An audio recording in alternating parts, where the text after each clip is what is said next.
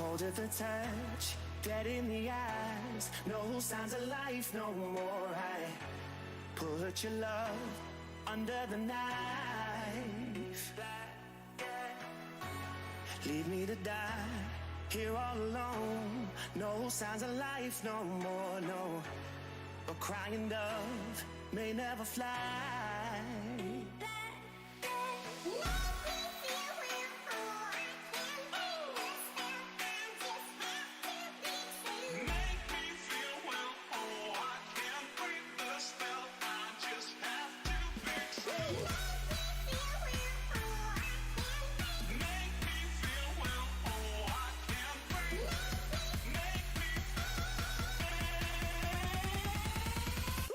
It's black and white.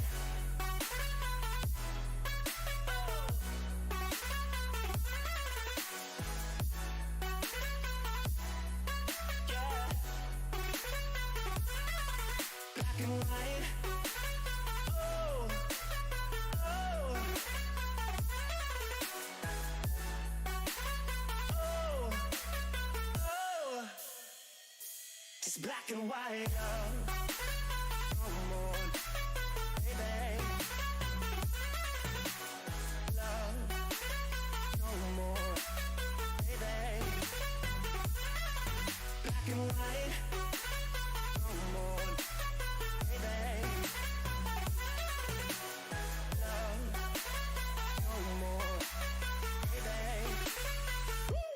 Black and white, just let me go. It's only right. For all I know, it's only matter.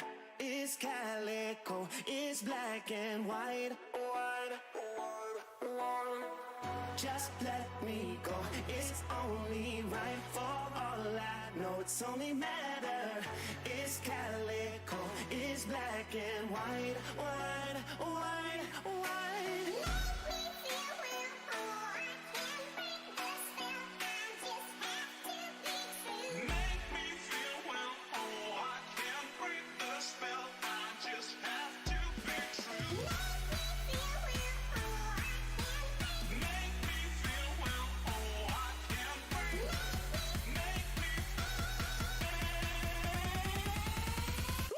It's black and white.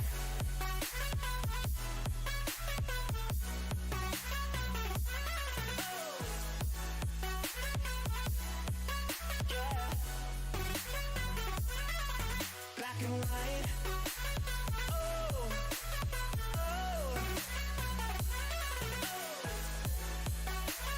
oh, oh, oh. It's black and white.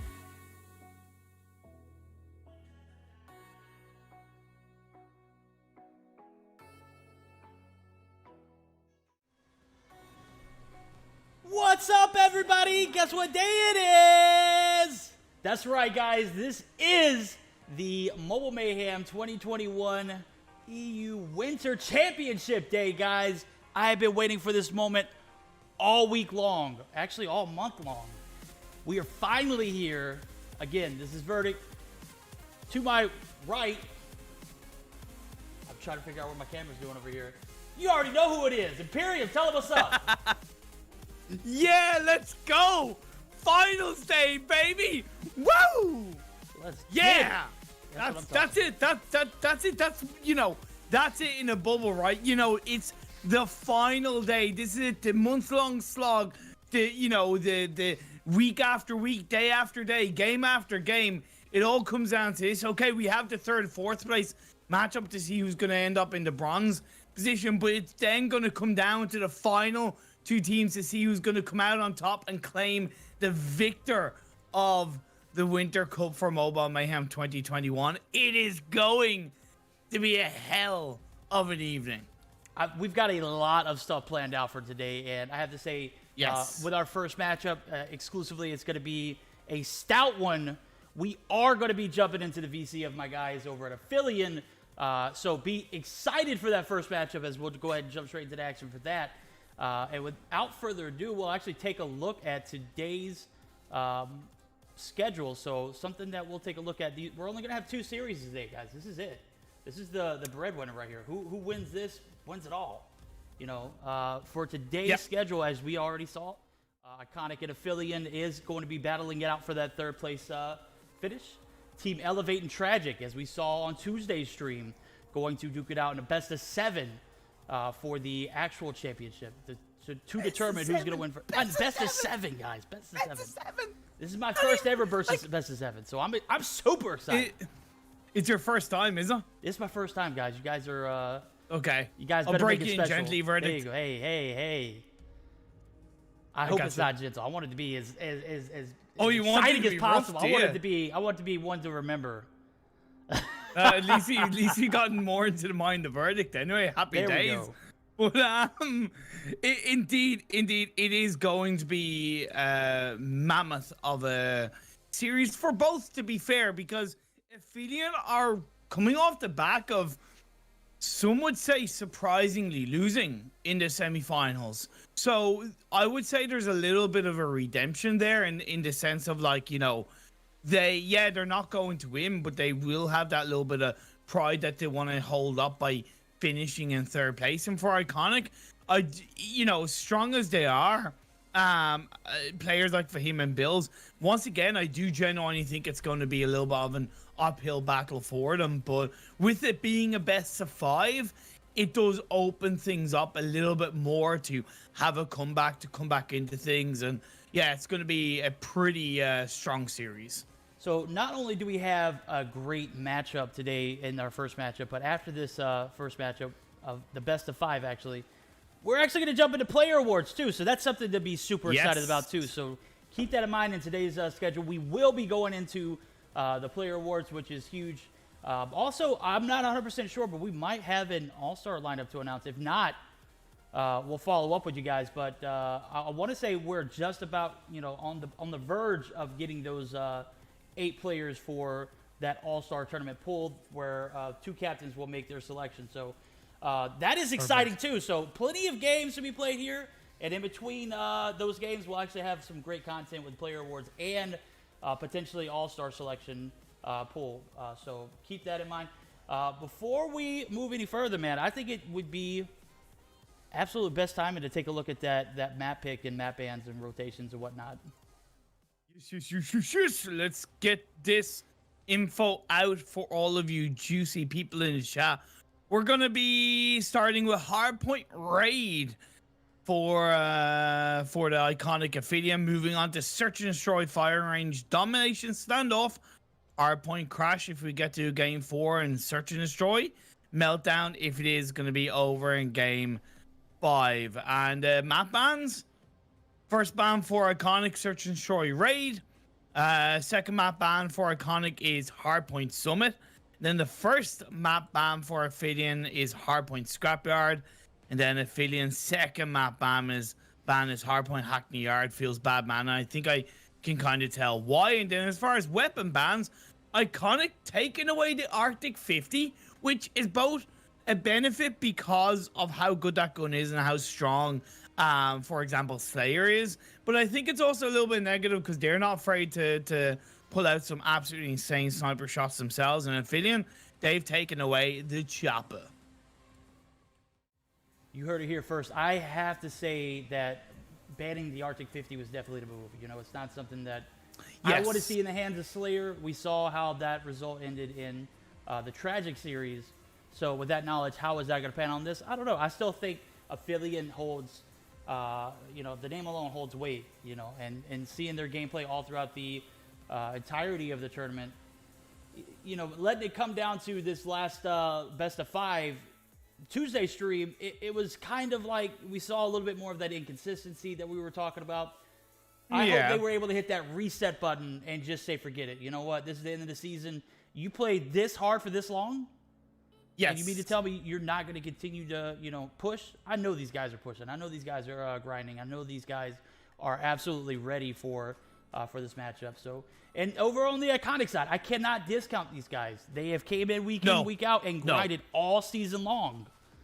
Some very, very, very admirable names in that lineup. Fahim, Brady, Bill, Caesar, all of these guys just absolutely slaying at any given moment. So, guys over at Aphelion definitely have their work cut out for them in a best of 5 here in the in the third place matchup. I am super excited to get this thing started. So as soon as we are able to get those screenshots in, of course, As far as you you already know, we are ready. Hey! As far as you know, we're actually ready. So, like, in my eyes, let's kind of get this shown. Honestly, I'm full on pumped. I'm excited. I'm energetic. I've got, you know, my cup of coffee. I've got my co-caster, the amazing verdict. I've got 2 amazing teams. I've got a best of 5 right in front of my eyes. Hey, why the hell not? Let's take it through all the action. Like, okay, so Hardpoint Raid. Verdict. Hardpoint Raid. It's a pretty, I'm not going to say it's a balanced map, but it's such a well-known map that it is going to make it, I think, a little bit even between the 2 teams compared to, let's say, a different map.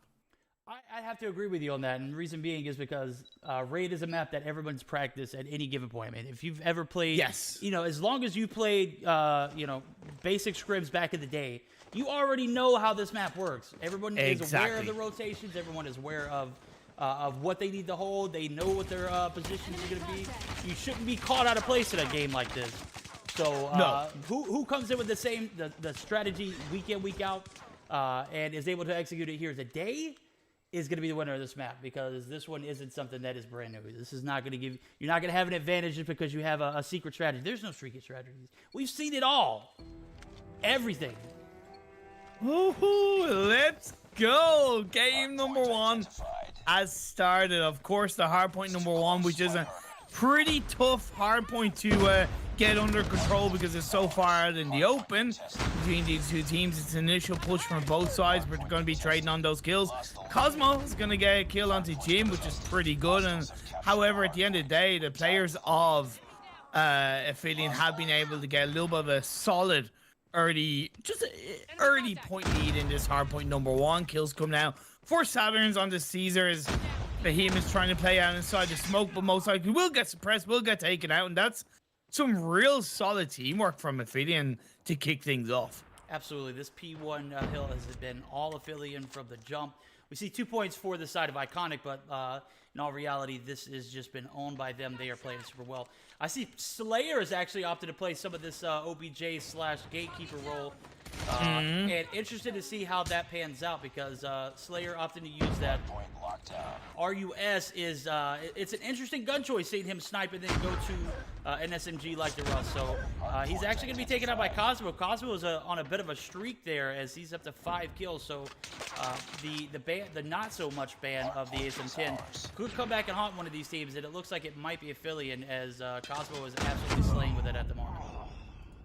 Yeah, so inside the second hardpoint, the okay-ish lead coming out from Aphelion, but I feel like they hung on to hardpoint number 1 for possibly a little bit too long. However, they have now gotten back control of it.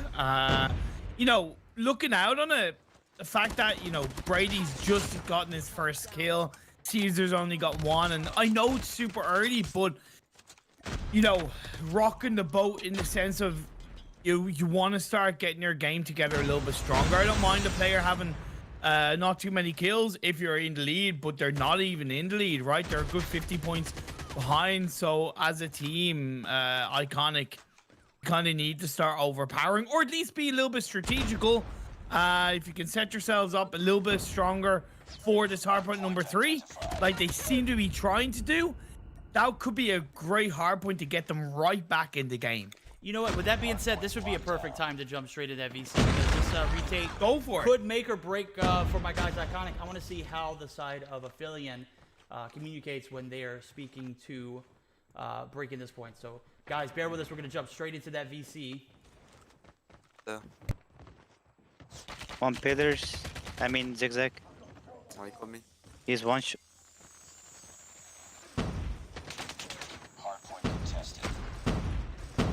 Driveway.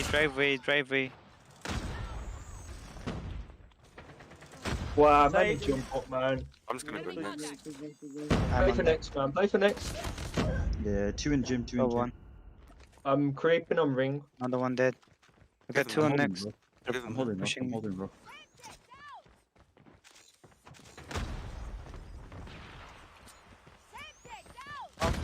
Left side, He smoked Devin. left side bar, left side. Heaven now.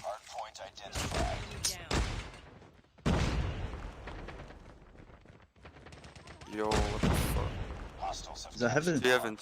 One more mid, one more mid. We are back, guys. You can hear it. They just, you know, at that particular point, wasn't able to break it, and they were able to get the information they needed to go ahead and set it for new, as we see a strong P4 beginning for the side of Aphelion. Wasn't a great P3 break, and you could tell the comms were just not there in that particular department. That being said, they still maintain a very decent lead. It's about 30 points here going into the midway marker of this P4 hill. Point is going to be broken by the side of Iconic. So Iconic stepping up in the biggest form and fashion here as we see them slowly deplete that lead that Aphelion started off with, making for some pretty competitive gameplay here. So Aphelion starting off strong, kind of, I mean, I wouldn't say sell, but kind of getting to a point where, you know, they might have lost focus, and those comms would definitely let you know. So from my standpoint, from what I observed, because I wasn't in the PC, because you know I'm not in their Discord server, but from what I observed, honestly, like Aphelion did right, you know, holding back on hardpoint number 3, not trying to contest it too much, and they did set themselves up extremely well for hardpoint number 4, and they got the first half. But I don't know what happened to the point where they managed to lose the second half of the hardpoint, and now in this fifth hardpoint they've instantly lost it. So, you know, I don't know if it is altogether lack of comms, but it's like they're kind of nearly there, but they're not able to hold the hardpoint together for like the whole amount of time. And I know that's always going to be hard. This stage of the game, Iconic are incredibly strong, but if you want to be the better team, you have to hold on to those hardpoints for the majority of the time. No, I absolutely agree with you. And let's be real with it. If we're talking about holding points, the only points they've been able to hold consecutively and consistently were P1 and P2. They held a majority of P1 to begin the game with. P2 started off great, ended great. Now, the transition from there is where you'll find that sloppiness coming through. We're going to see a sloppy P3 break leading to a sloppy P4 hold. So it was one of those things that Iconic was able to identify where the issue was and capitalize on retaking the point. So the P1 hole here, again, is strong start off for the side of Aphelion. So I can't discount that. But if we're talking about holding points in general, it just hasn't been there since that P2 hold. So well, now I'm curious though, Virgin, if it's going to be a trend, right? You know, if it's going to be repeating itself in terms of you know, hardpoint 1 and kind of hardpoint 2 is going to be Aphelion's for the majority taking, and then it changes once again to Iconic. And you know, fair play to Aphelion. Maybe they recognize, hey, it's a bad end to kind of the first turn of hardpoints. They have it at the end of the day though, for the most part, taken all of this hardpoint number 1. They are in the lead by roughly about 30 points, and they're setting themselves up for the second hardpoint. So fair play to them. They've come back into it. Well, you know what? They're setting themselves up for the second hardpoint, but they actually have lost spawns. So P1 hold was absolutely phenomenal.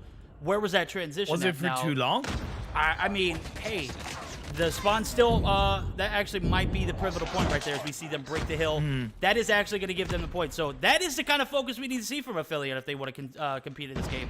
And they were definitely in trouble of losing that P2 hill. They lost, I mean, I wouldn't count it as a W, as the first time around the P2 hold was absolutely phenomenal. It was a lot more than 30 seconds. Here we're only going to see about a 30-second hold. And as I say that, I see Slayer actually push it up aggressively, anchoring for that new. They are opting to play new, and it might pan out here as Slayer has secured spawns. Toby and team Aphelion are absolutely in control of this point. And as soon as I say that, dude, I see Saturn spawning out. So it still could potentially honestly, be a toss-up. It's so close between these two teams. Both of them are giving it their all. I'm looking on towards Fahim. I'm looking on towards Caesar. They are absolutely slaying out. And, you know, I commented on I forget exactly who it was. I think it was Slayer, Caesar, and 95MS. Like, they had a very slow start, but they've instantly picked things up. So all credit to both of them and the whole of Iconic.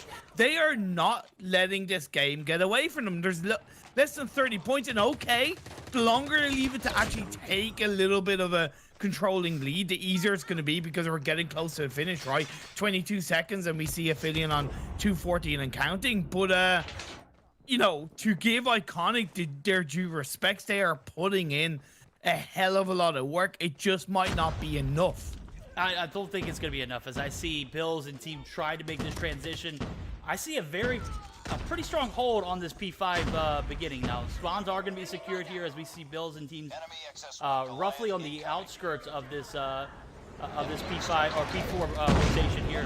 Saturn's Ghouls with, or is that Jim? No, Ghouls actually going to get the Goliath out. So that Goliath is in harm's way, and it could actually be the devastation that Aphelion is needing to close this game out. So 10 points only needed here. If Caesar and team can't get this break, this is definitely going to be the end of this game. Yeah, Caesar is not going to be able to take down a Goliath. All he can do is try and contest it and stop the points being put on over to the side of Aphelion. But at the end of the day, that is going to be it. That's going to be death do us part. Game 1 over to the side of Aphelion. You know, an unfortunate end for Iconic, and I don't think the score fully represents the fight that they put in between the start and the mid period. But that final, like, you know, hard point and a half, or basically, you know, from the reset, hey, Aphelion, they found that kind of control, they found the consistency, and they pushed their way through. And that Goliath on the end was like the perfect time to pull out a Goliath. No, they absolutely, and you know what? Putting it in harm's way right there actually paid out, as we saw Ghoul actually get to the point and just absolutely slay. It was very questionable at first, but after the execution was so flawless, I can't even hate on it. So my guys over at Aphelion take the first game in high fashion.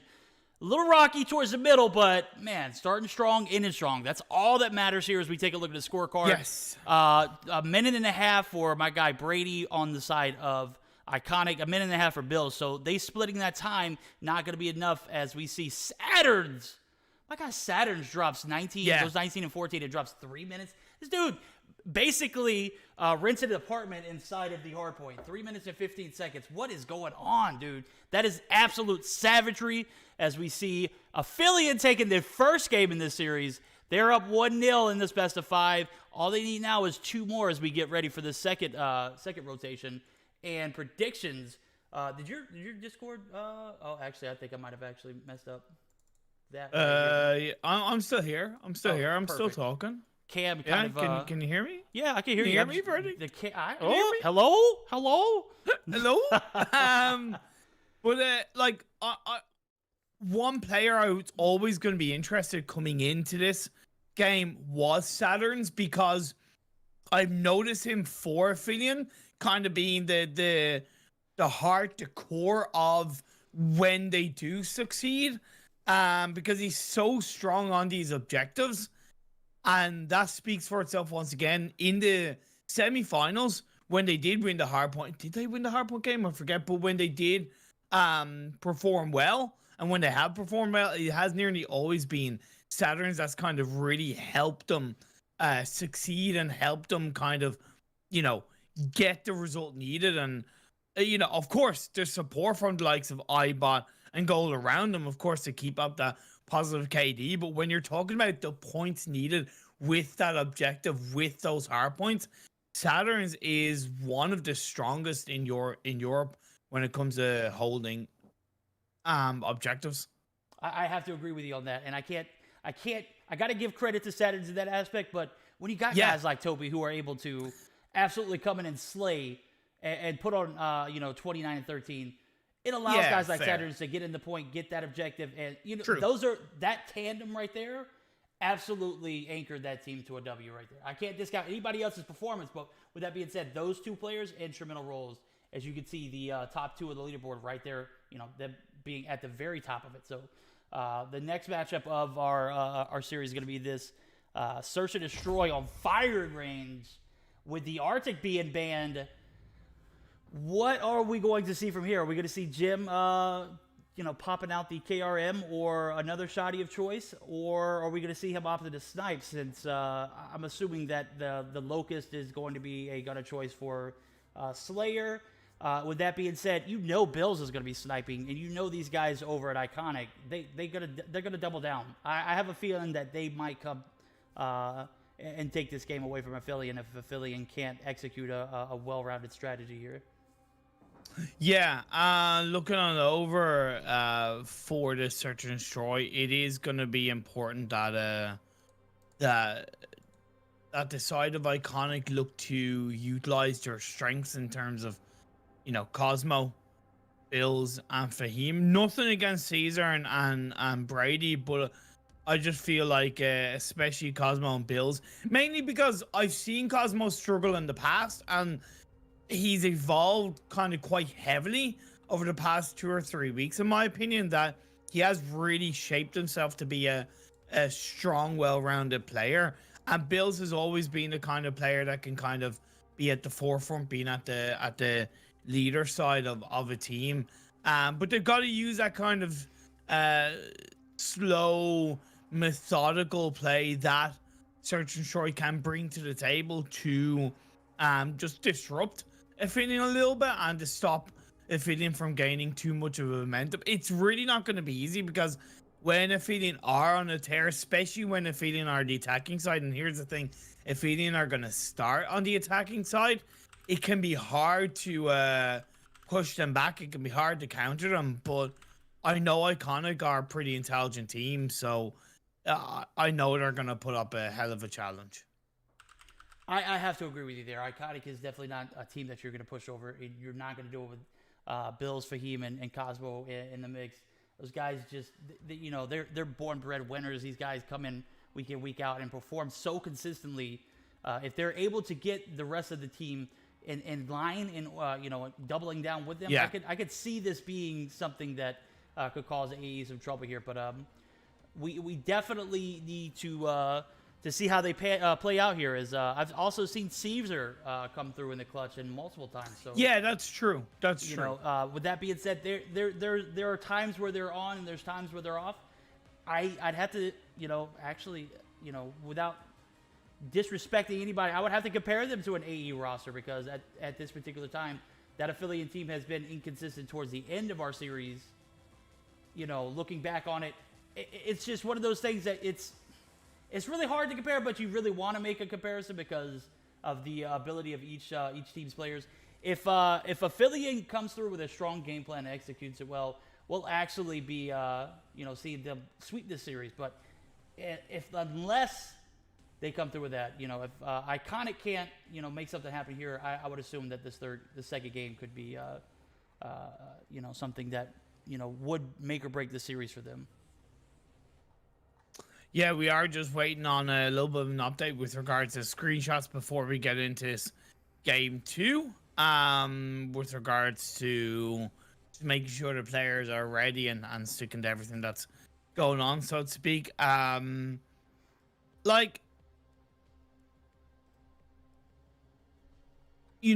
We can there's always two ways of going about, how we look to build up these players and build up these teams.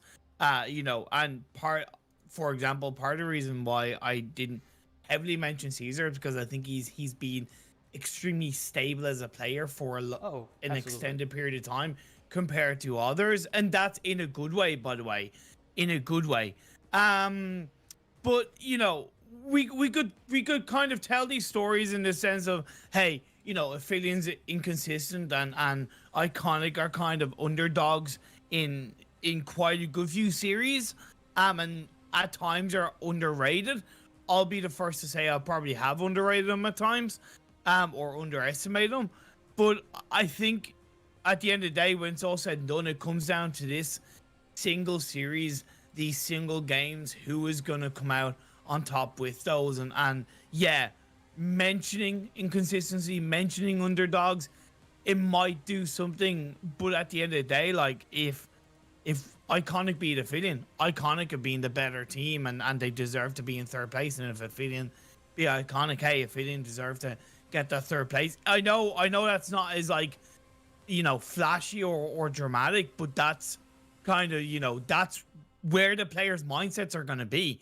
They don't care about anything else. They don't care about what people think about their reputation or think about how consistent they are. They're literally thinking, okay, we want to beat this team in this next game, and we're going to do our best to do it.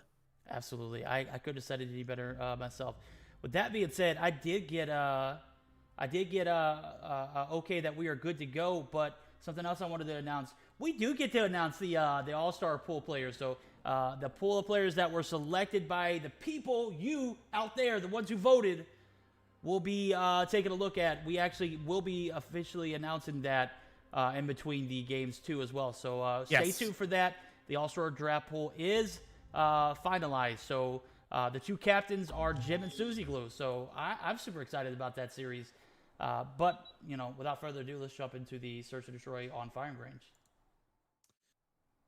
Oh man, the fact that the Arctic 50 is taken away for this series definitely low-key hurts.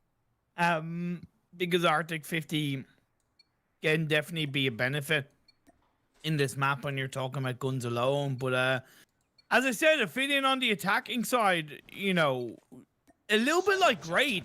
To be fair, this is the kind of map where both of these teams should be very experienced on. They definitely should. This is one of those rotations that come back from that OG old school scrim rotation. I mean, it was primarily a domination map for me whenever I started out in comp. Yes, but it was also great nade by Cosmo taking out Saturn. Wow, there. beautiful. Beautiful nade placement as they have an early man advantage. But this is definitely one of those maps where the experience is going to come in handy. Now, with that being said, it is not needed because this map is, it's vastly known. This is a map that branches back to the Black Ops days, man. How up 10 years now almost? That's wild. Easily. Like, and on a side note, like it's freaking beautifully recreated on a side note, but that's neither here nor there. Jim's gonna pop off to take down Caesar. Caesar is gonna pull off onto Slayer though, so that's gonna hurt it as there is still 3 players left onto the side of Aphelion. Because they lost Saturn's kind of so early on off the back of that grenade, it's kind of slowed down any potential engagement. But now as Ibot is gonna look to fly on through, maybe go for the bomb plant. Okay, let's pull on through, and Jim is gonna find Brady. That's pretty good. Makes it a 3v3, but builds onto Jim just to get that kill on board. Ibot is going to trade on up quite nicely off the back of the bomb being dropped down, but Ibot is on his own in a 1v2 to stay in the trailer. Ibot, stay in the trailer. Oh, that was an absolute beauty of a slide peek from my guy. Oh, Toby, you're an animal. But it's not over yet. Absolute beast. Toby popping off in the first hardpoint game, comes through and gets 3 kills, including a 1v2 to clean the map off, taking that first round. I absolutely loved his move there, and I got to make a comment. Jim opted to use the kilo there. Very interesting scope as well. It's something that I did not see happening, and I'm speaking in questions. Everything I'm saying has... I'll stop. So, I mean, it's interesting. I am trying to think of something to say. But, like, you're right. I kind of looked at it going, I don't remember ever seeing that going here in the Mobile Mayhem competitive. But here's the thing, though. It's why not pull out something different, right? Why not pull out, if you've been training as a player a little bit in the background, why not pull it out? Because it can be that element of surprise. It can be that unexpected power. And, it can give them the win. So I appreciate that as Jim's going to try and find those shots. But Fahim takes him out. It was right after Bills got eliminated. So it is still 3v3 as Saturn finds Fahim. Yeah, that was a oh, Saturn's. Ooh. That was he was super aware of being in trailer and knowing that Fahim was going to come around the corner there. But yeah, now we can see Brady gonna be 1v2ing here. Can he clutch up like Toby did last round? He's gonna have to take out Toby and Ghoul. Ghoul's gonna push in with the melee. Gonna get, oh, Ghoul, you're nasty with the talent there. Gets the kill. That's gonna be the second round for the side of Aphelion. And for a second there, I thought he was gonna choke that. I saw him miss that first. He whiffed that first one. It just, Brady was taking some shots on him. Great reposition for Ghoul as Ghoul was able to clutch that up. Brady almost coming through with the clutch. Just not enough there as we move to the third round of this Search and Destroy. Oh, man. And this is why I kind of worried for Iconic, right? Because when Aphelion get on a bit of a tear, when they start to get confident, they will play with that confidence. They'll push with that confidence. And yeah, it hasn't been the smoothest of 2 rounds because they've lost a player first. Actually, 3 rounds in a row, they've lost a player. But they still come out on top. Every single round so far off the back of losing a player shows how kind of strong and how strong their confidence is coming into Search and Destroy. Absolutely. As we see a 3v5 ensuing here. Jim and Ghoul go down early. I still feel like Aphelion is very much showing this attacking side as, you know, you can never discount these guys. And Toby has been, I don't know, what is Toby on? Ooh. Toby has been on such like a warpath recently. I could expect for him to do some great things here.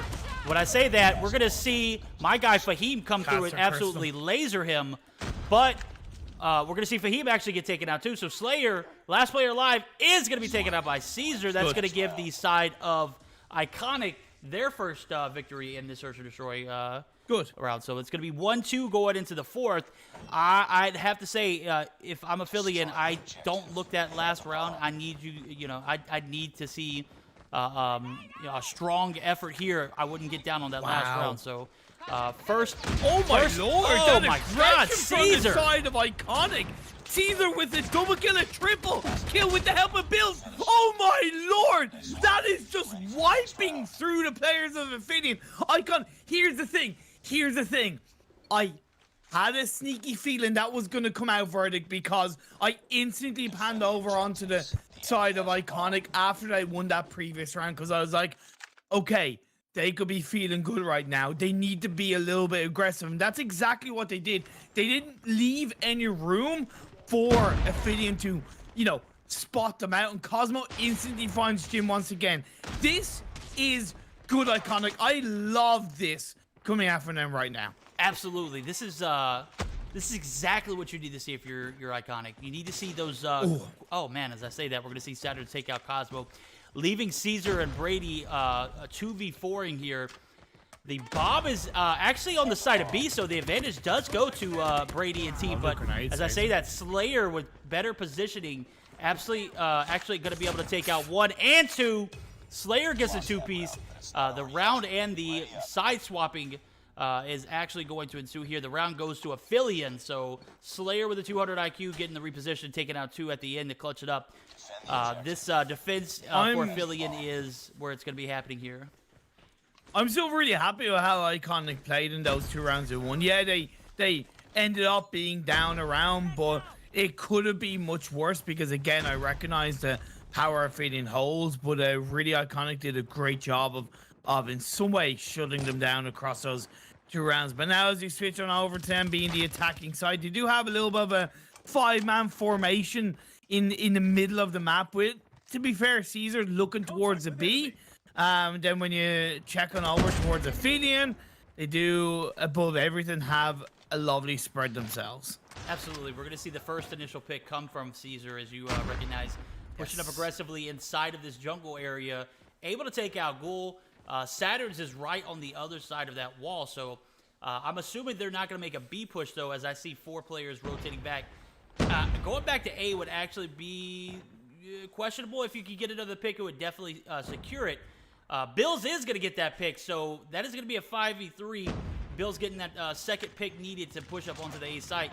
And we're going to see Brady and his team pushing in. Brady gets the assist. Bills picks up another kill. Now leaving Jim, the kilo in hand, the last remaining player for Aphelion. He is taken out by Brady. That is going to be tying it up, all 3 going into the 7th. And Iconic, dude, you got to keep this same momentum moving into this next round. You can't slack here. This is an area where we've seen teams bounce back and then absolutely just lose focus. And my dog is barking. Hirsch, what's going on, buddy? You know, is your dog angry because Iconic won? I don't know, but or maybe he's happy because Iconic won. Either way, iBot Slayer's gonna come and get a double kill. Fahim on towards the sidelines. It's gonna get a double kill himself. So this is a bloodbath at the start of this round. It's 3 apiece. Fahim and Cosmo, the 2 players that are standing. They're in trailer, and I don't know if the players of Aphelion are fully aware of where they are. Their way. They do still have the bomb, so if they're able to do something with that, that could be pretty good. But them sticking together is definitely a good sign to see, and I think Slayer has gotten an idea of where Fahim is, but doesn't want to overpeak just in case. Yeah, I'm gonna let you keep on going, dude. My dog is still active. Well, I don't know what's Go going for on. it. Let me go grab him real quick.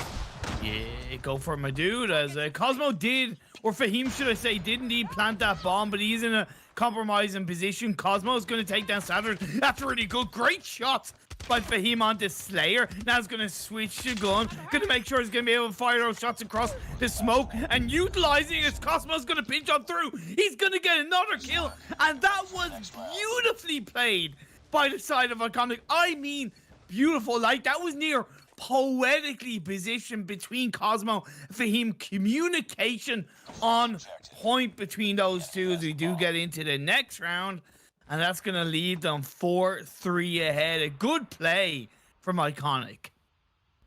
I have to say, the neighbors' dogs actually were able to get out of their backyard. That is actually why. Really? Yes, poor babies. Oh my God. Oh man. Oh man. Maybe they're trying to join in this series in firing range and come out from the backyard, so to speak. But either way, Iconic, man. Iconic are playing well. I love how they're looking, and they switch things up. They're going for a 5-man frame push towards B. This is a nice strategy. We're going to see Bills get that first pick on Saturns, and yeah, I have to say the dogs definitely got too excited to be in the other backyard. They saw all the energy here, and Herschel now is just not letting up. This guy is an absolute animal. So good as Fahim takes out Ghoul in amongst the smokes, and iBot is now going to be last player standing. Toby takes out Jim. Caesar shuts down iBot, and Iconic.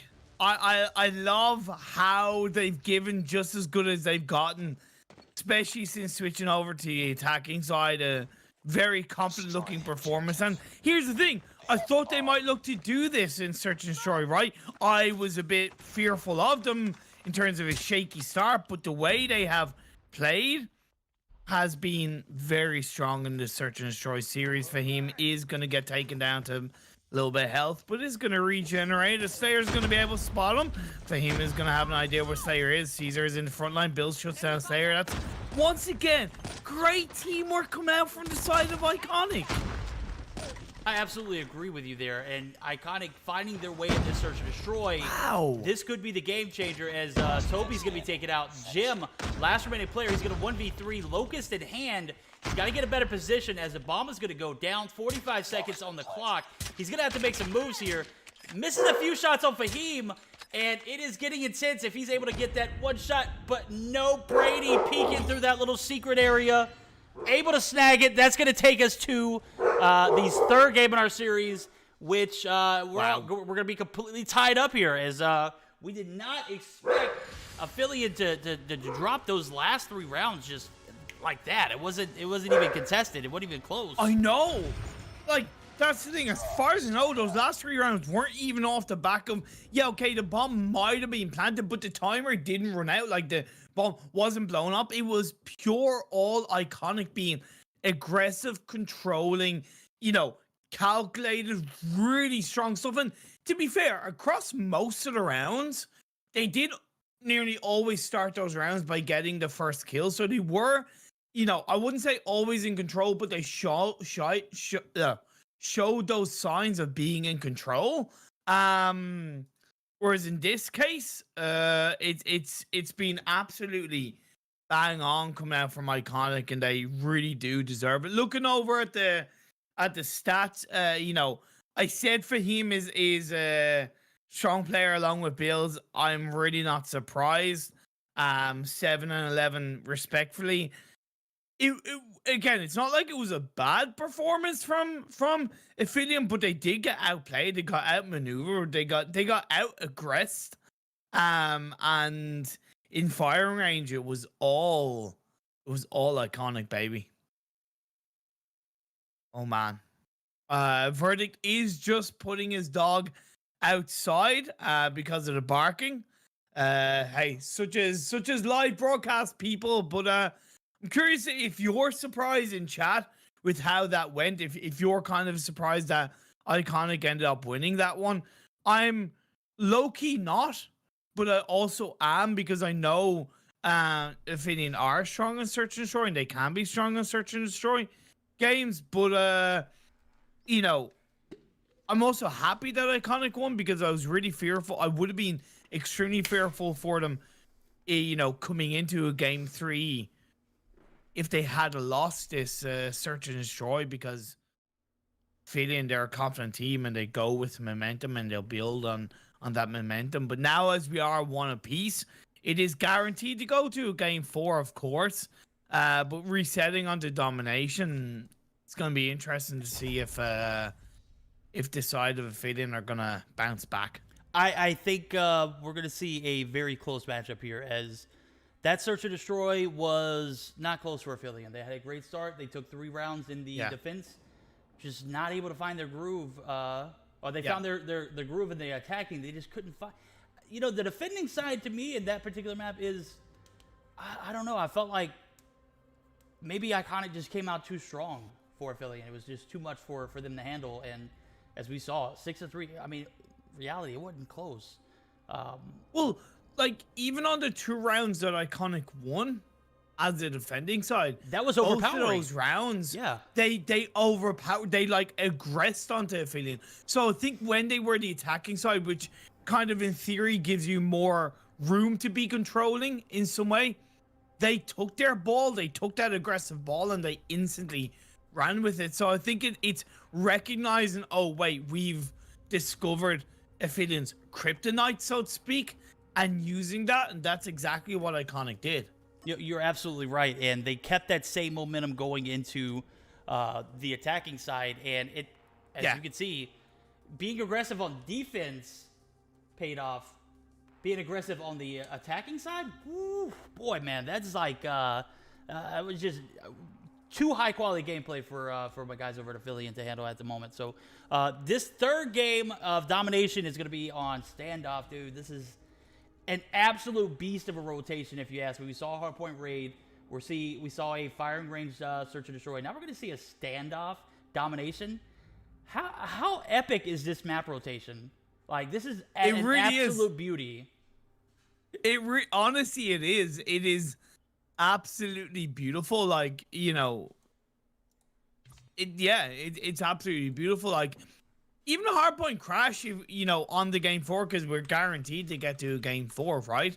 That's gonna be pretty kind of balls to the wall, especially because I think crash on hardpoint is very kind of as much as you can be controlling, it's very kind of scrappy as a map. I feel like it's very kind of like, you know, you take what you can get out of a hardpoint, and you kind of look to really prepare for the next one, and again, take what you can get from the next hardpoint and move on over. There are a few hardpoints that, of course, are connected in Crash, but I do feel that above all, it's a very scrappy map. So having that as game 4 is definitely going to be extremely interesting itself. But that will be then. I'm kind of low-key thinking a little bit further ahead, as we are going to be getting into this domination game of standoff. Standoff. Don't stop. Okay, never mind. Anyway, I won't get copyright infringement here. But I have to say, I'm loving the game 4 map rotation. The crash hardpoint, one of those things where you're gonna see the battle of the trenches. You're gonna see pushes for 3-story. You know, that's next game. I'll go further into detail then. But I mean, this is just such an epic mapping and game mode choice, as the fifth game, if it goes to a game 5, is not. that search and destroy a meltdown to decide? I don't Hey, want to spoil it for you guys. Look.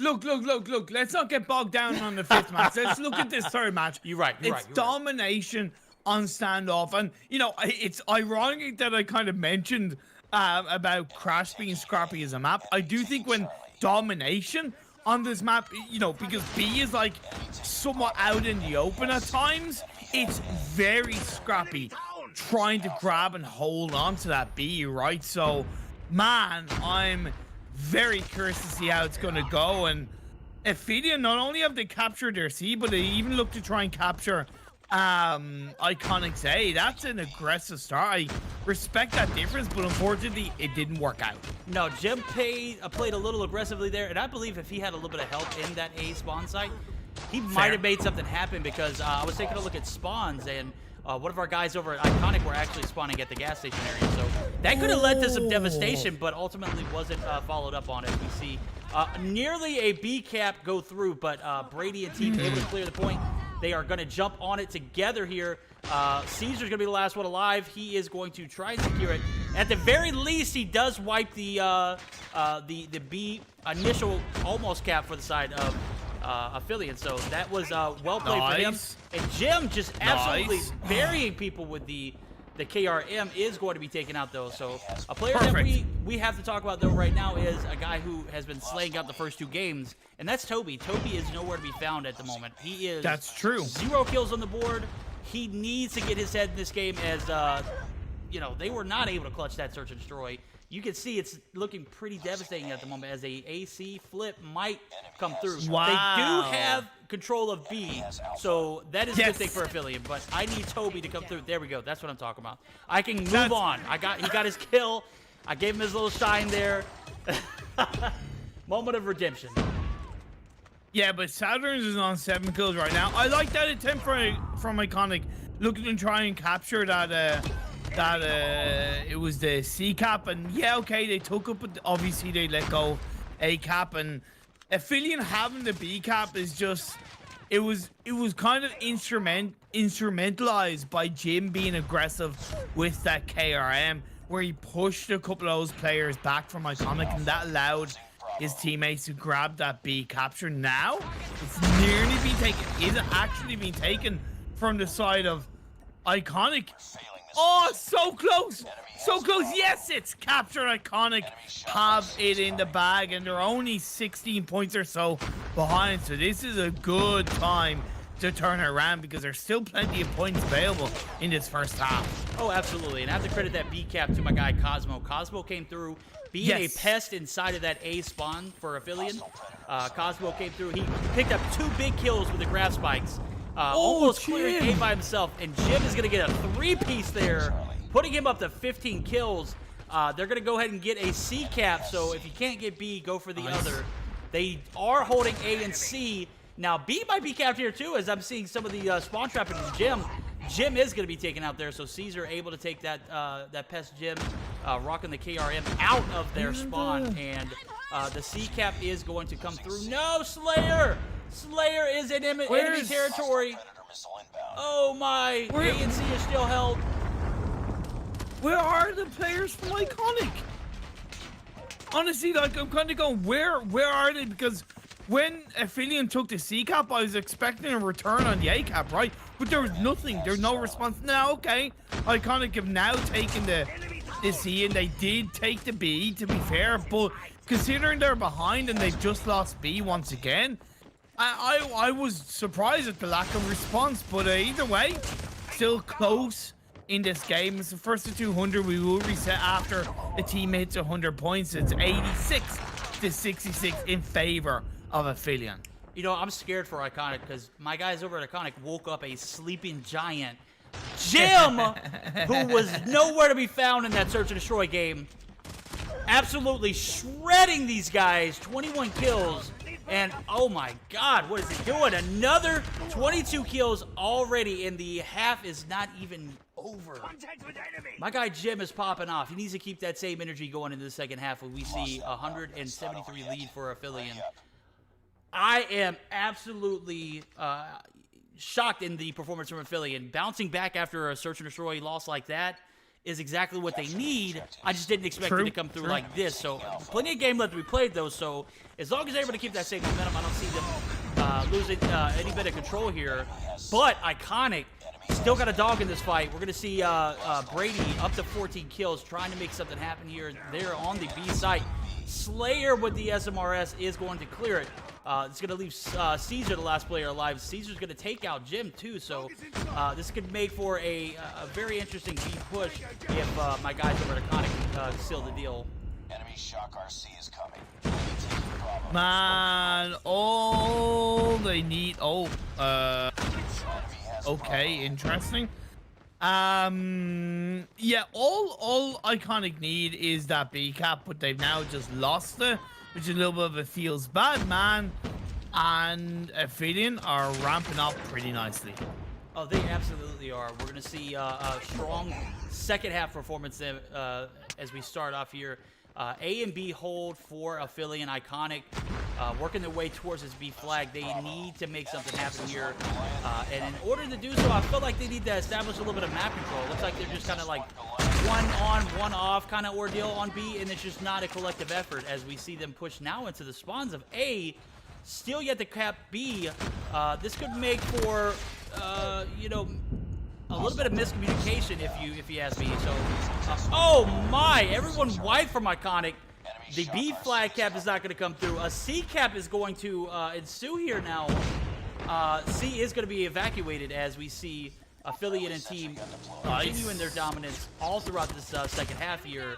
Up now to a 40-point lead, and all Aphelion needs to do here is just maintain A and B. Actually, they might even be able to win it with. Nope, they need a double cap for a little bit longer in order to secure the dub. But my guys, honestly, to me, they need a triple cap. To me, they need a triple cap. That's why I look at it. Because the way Aphelion are playing, they need to be like shut down. I know, you know, you kind of go little by little, one by one, but time's ticking down. Points are ticking away. You need to do something massive. In any way, put yourself on the run and to come back in this domination game.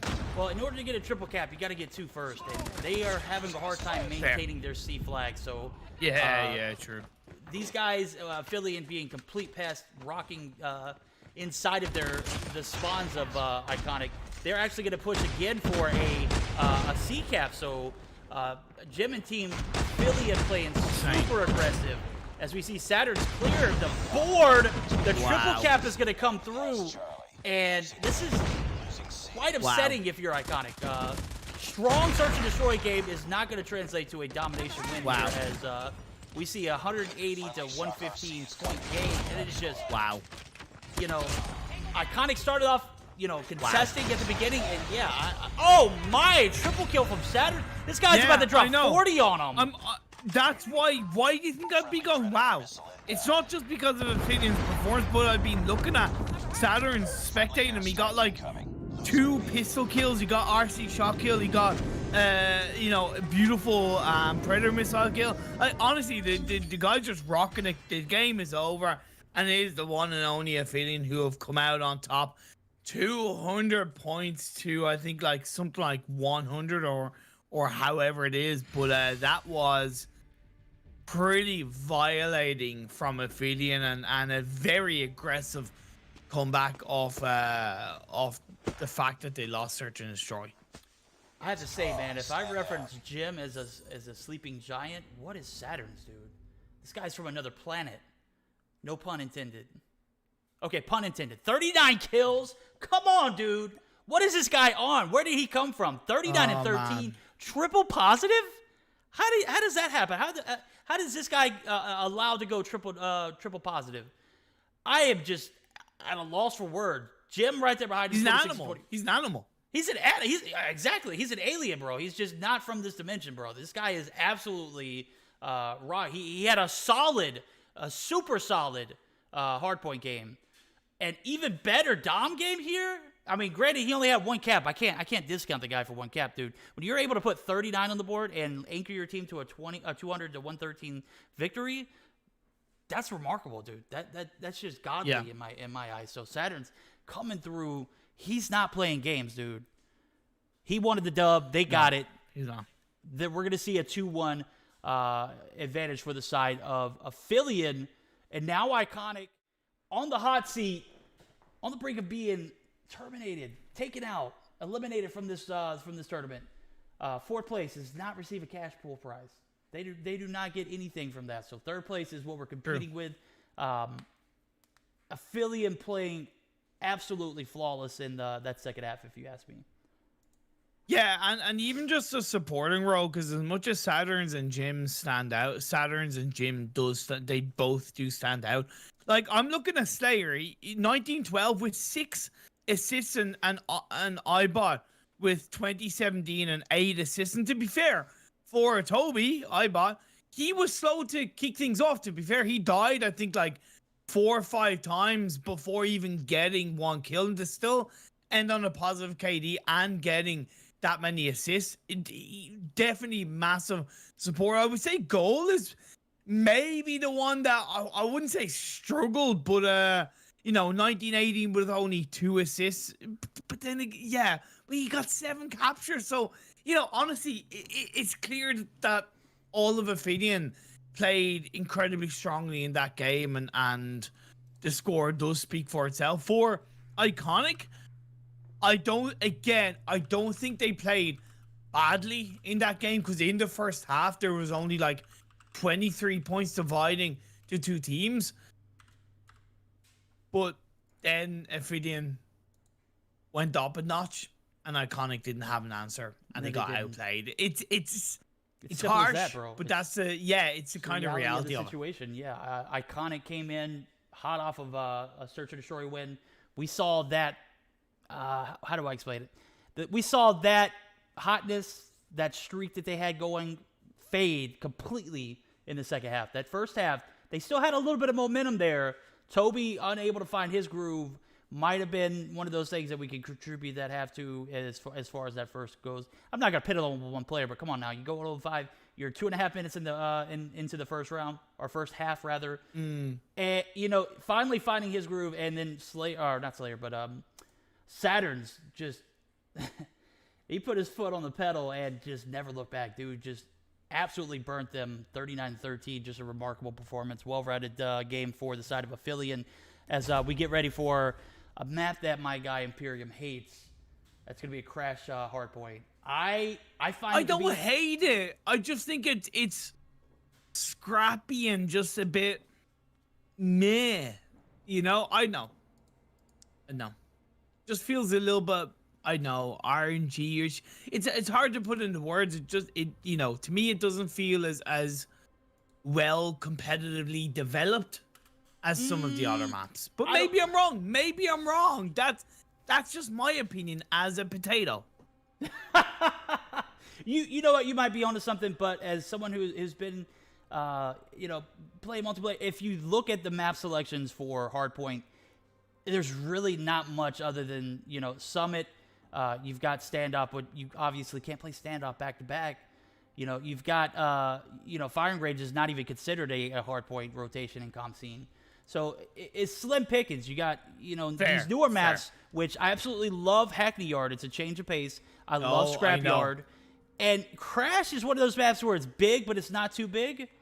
But if you find yourself find yourself in a loop and out of spawns, you're gonna be fighting the remainder of the game to get some kind of traction going. So it really it's punishing, but it's also very rewarding to see players, because you really have to play together on this map in order to get the flip. It's a balanced map in my opinion. So we are going to jump straight into the action of this Crash.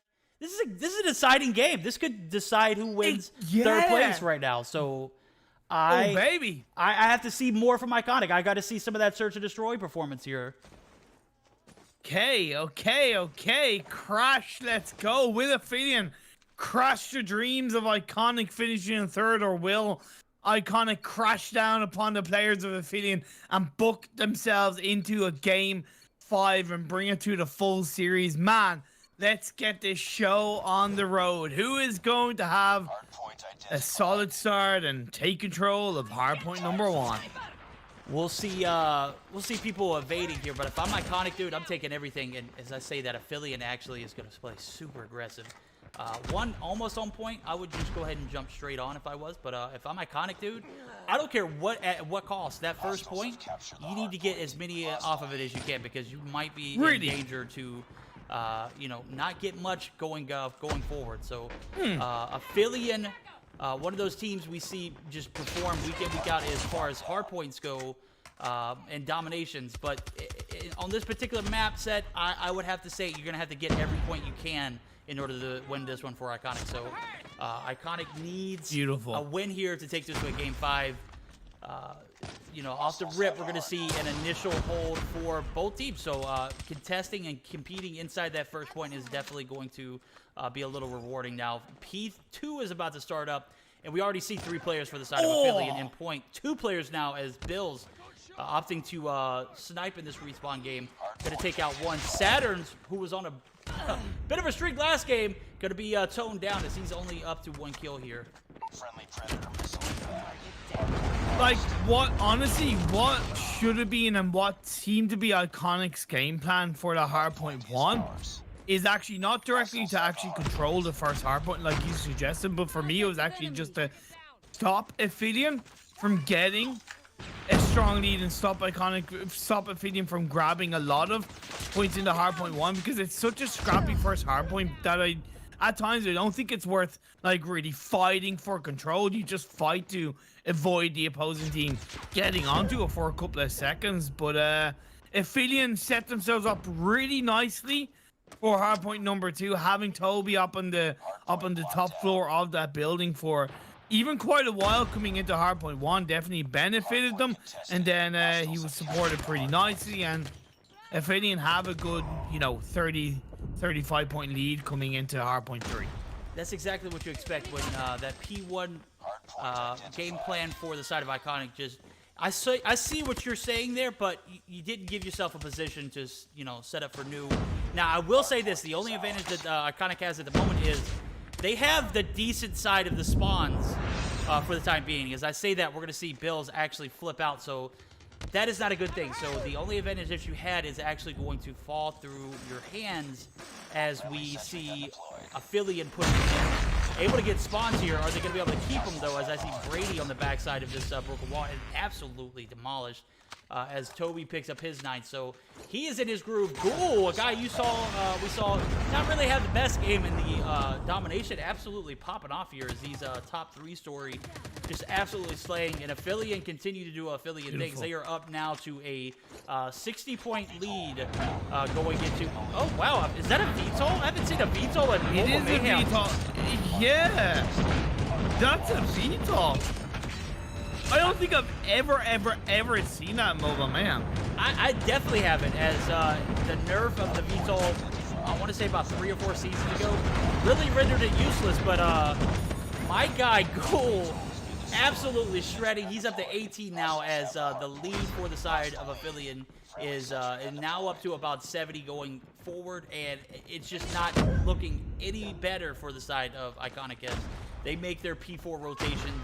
Can't get caught in no man's land here. You either got to take it or save face and set up in mid and prevent that flow of traffic to P5 as we see Saturn's absolutely owning this little back alley area of P4. So, yeah, I have to say Fahim and Team Iconic are going to have to make something happen here or save face and, like I said, set it for new. I'm trying to look to see what the side of Iconic can do, but I just don't know if they have an answer. I don't know if they have an answer. Yeah, you've highlighted an answer, but I don't know if they have an answer. They're getting outgunned, they're getting outrun, they're getting out-controlled, and it's... I feel for them. I genuinely feel for them. It's harsh. None of their players are above 10 kills. No, none of them. And when you talk about that, they were actually in fear of losing spawns from new, as I saw a few AE players pushing in aggressively, able to secure it at first, but the use of operators for the side of Iconic coming through the clutch, and this is exactly what they need. They need to rejuvenate themselves. They need to secure this entire point. They do not need to waste any time, so... One thing I've just noticed, how it might not go in their favor, they did steal a Goliath. They stole one of the Goliaths, as far as I know, from Aphelion. Now, it hasn't really amounted in too much other than maybe taking the second half of this current hardpoint, but I do like the fact that they're looking for a little bit of an opening. How heavily it works out, but you know, at least they're trying to look for it, and it could be the momentum they need to get back into, because that deficit is, instead of it being like near 100, it's now only 60 to 70. So I'm hopeful for them. Oh, absolutely. As you say that, I definitely see that momentum changing, and we're now seeing AE playing in a defensive role as the spawns have flipped. We see a very strong hold from Iconic in P5. And even if that Goliath didn't amount to anything, it did one thing. It took the ability for AE to take control of that 3-story there, and even though it was immediately wiped, right? we didn't see AE profit off of it. That is a win if you're Iconic. So exactly. It's just finding those little openings, right? You know, it stopped the momentum. It stopped the push from Aphelion. They had to focus on getting rid of the Goliath, and yes, they did. But that then allowed the opening for Iconic to get back into this game, to the point where there's only 50 points dividing these two teams. And like I said, Iconic were not looking good, and in theory, from a kill point of view, they're not looking good, but they're finding something to keep them in this game. Cosmo's gonna try and stay on towards the building of this hard point, as it is gonna be starting on up, but Cosmo's gonna unfortunately miss those shots. He does find a kill, as Caesar's gonna be supporting him quite nicely, try and break into this hard point and take control of it. Indeed, taking down Ibot. That's a good start, and they do indeed pull on through. And Aphelion, I know you're still ahead, but I'm low-key worried. I am too, because Cosmo, this guy is absolutely balling at the moment. I saw him take out Toby, reposition himself. He was on the front side of the hotel. He moved over to the crash side of hotel and absolutely bodied Toby as he was in the point with a Sparrow at hand. And what started off to be a very poor performance for the side of Iconic is turning into one of the better performances I've seen from them in all of this tournament. So the ability for them to come back here is just absolutely real. They've closed that 100-point deficit, and it is a 20. It is less than 20 now as we move over to the P3 rotations. So Aphelion, yeah, you need an answer for this. And Cosmo with a Goliath in possession is in very dangerous territory as he rotates into this deli side of things. He's gonna need a trophy, and I just don't see the trophy coming in. Where is it at? Iconic. These are the P's and Q's that need to be crossed here if you want to secure a dub. Oh my lord. Like, I'm because I was like, I don't know if they have an answer, but they proved me wrong. They full on proved me wrong. They found the answer. They've gotten into lead for the very first time in this game. Iconic have taken the lead. You gotta ask, is this the biggest throw EU from Aphelion? Did they let themselves go in this series, in this game? They had such a strong start to mid-game, but off the back of losing a Goliath, it's all gone downhill.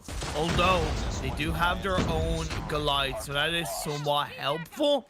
At the end of the day, actually, I thought they did have a Goliath, but at the end of the day, you know, they still let that lead go. They had like a 70-80 plus lead, and they've let it go. Yeah, that lead that they had going into the map, the point resets, just absolutely gone. And they're having a strong P4 start off. Same. Now, the determination of how they maintain this point is going to be where the victor is lying. So wow. P4 is going to be a complete sell by Aphelion. Strong start, absolutely bodied off the point. And my guys over at Iconic have a dog in this fight. And they are looking absolutely reckless right now. They are looking absolutely... This is the absolute best I've seen Iconic play. Is that where your dog went when you put him outside? You actually end up going into the crash site with the side of Iconic, because they are biting and barking and clawing and chomping their way through into this game. They're in the lead, and this is one of the best comebacks I've seen.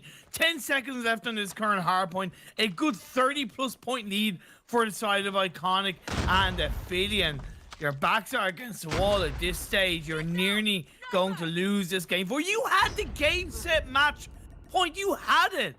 And you lost it. But can you get it back? We're actually going to potentially see at least 3 more point resets here. I'm thinking P1's going to start. Lord. P2 is going to be a duke. It's going to be a fest. This game is actually potentially going to lie in the hands of Delhi. So I'm looking at the point spread. If AE is able to hold P5 here, we're definitely going to. Oh my God, is this serious? Are they serious? Nice, I just saw Gold nice. throw a nade on Saturn's trying to play that you know.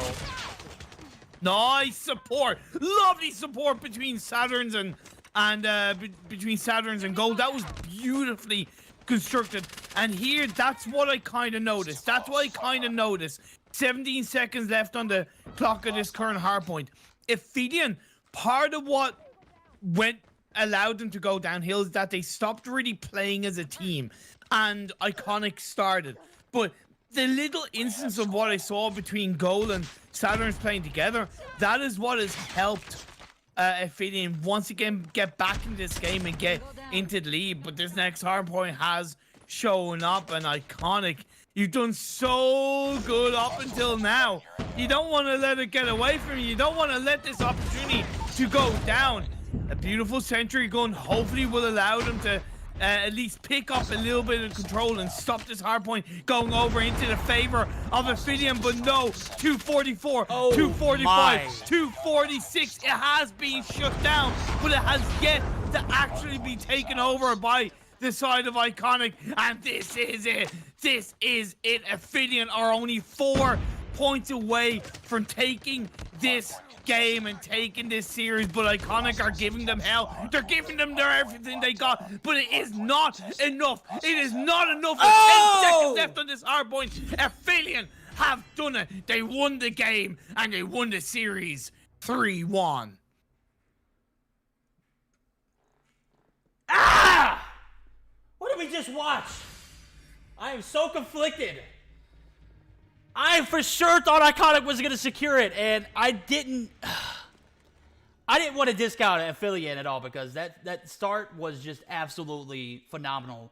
But I'm at a internal conflict as we saw Iconic battling it back. Wow. Almost taking it back from Aphelion, and I was expecting Iconic to contest a lot more in that P1, dragging that game out to a potential P3 ending. It ended at P1, and Aphelion. By the way, on a side note, that's what I'm talking about with that map, by the way. I'm sorry, but my point is proven.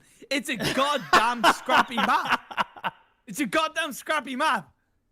No, you are absolutely right.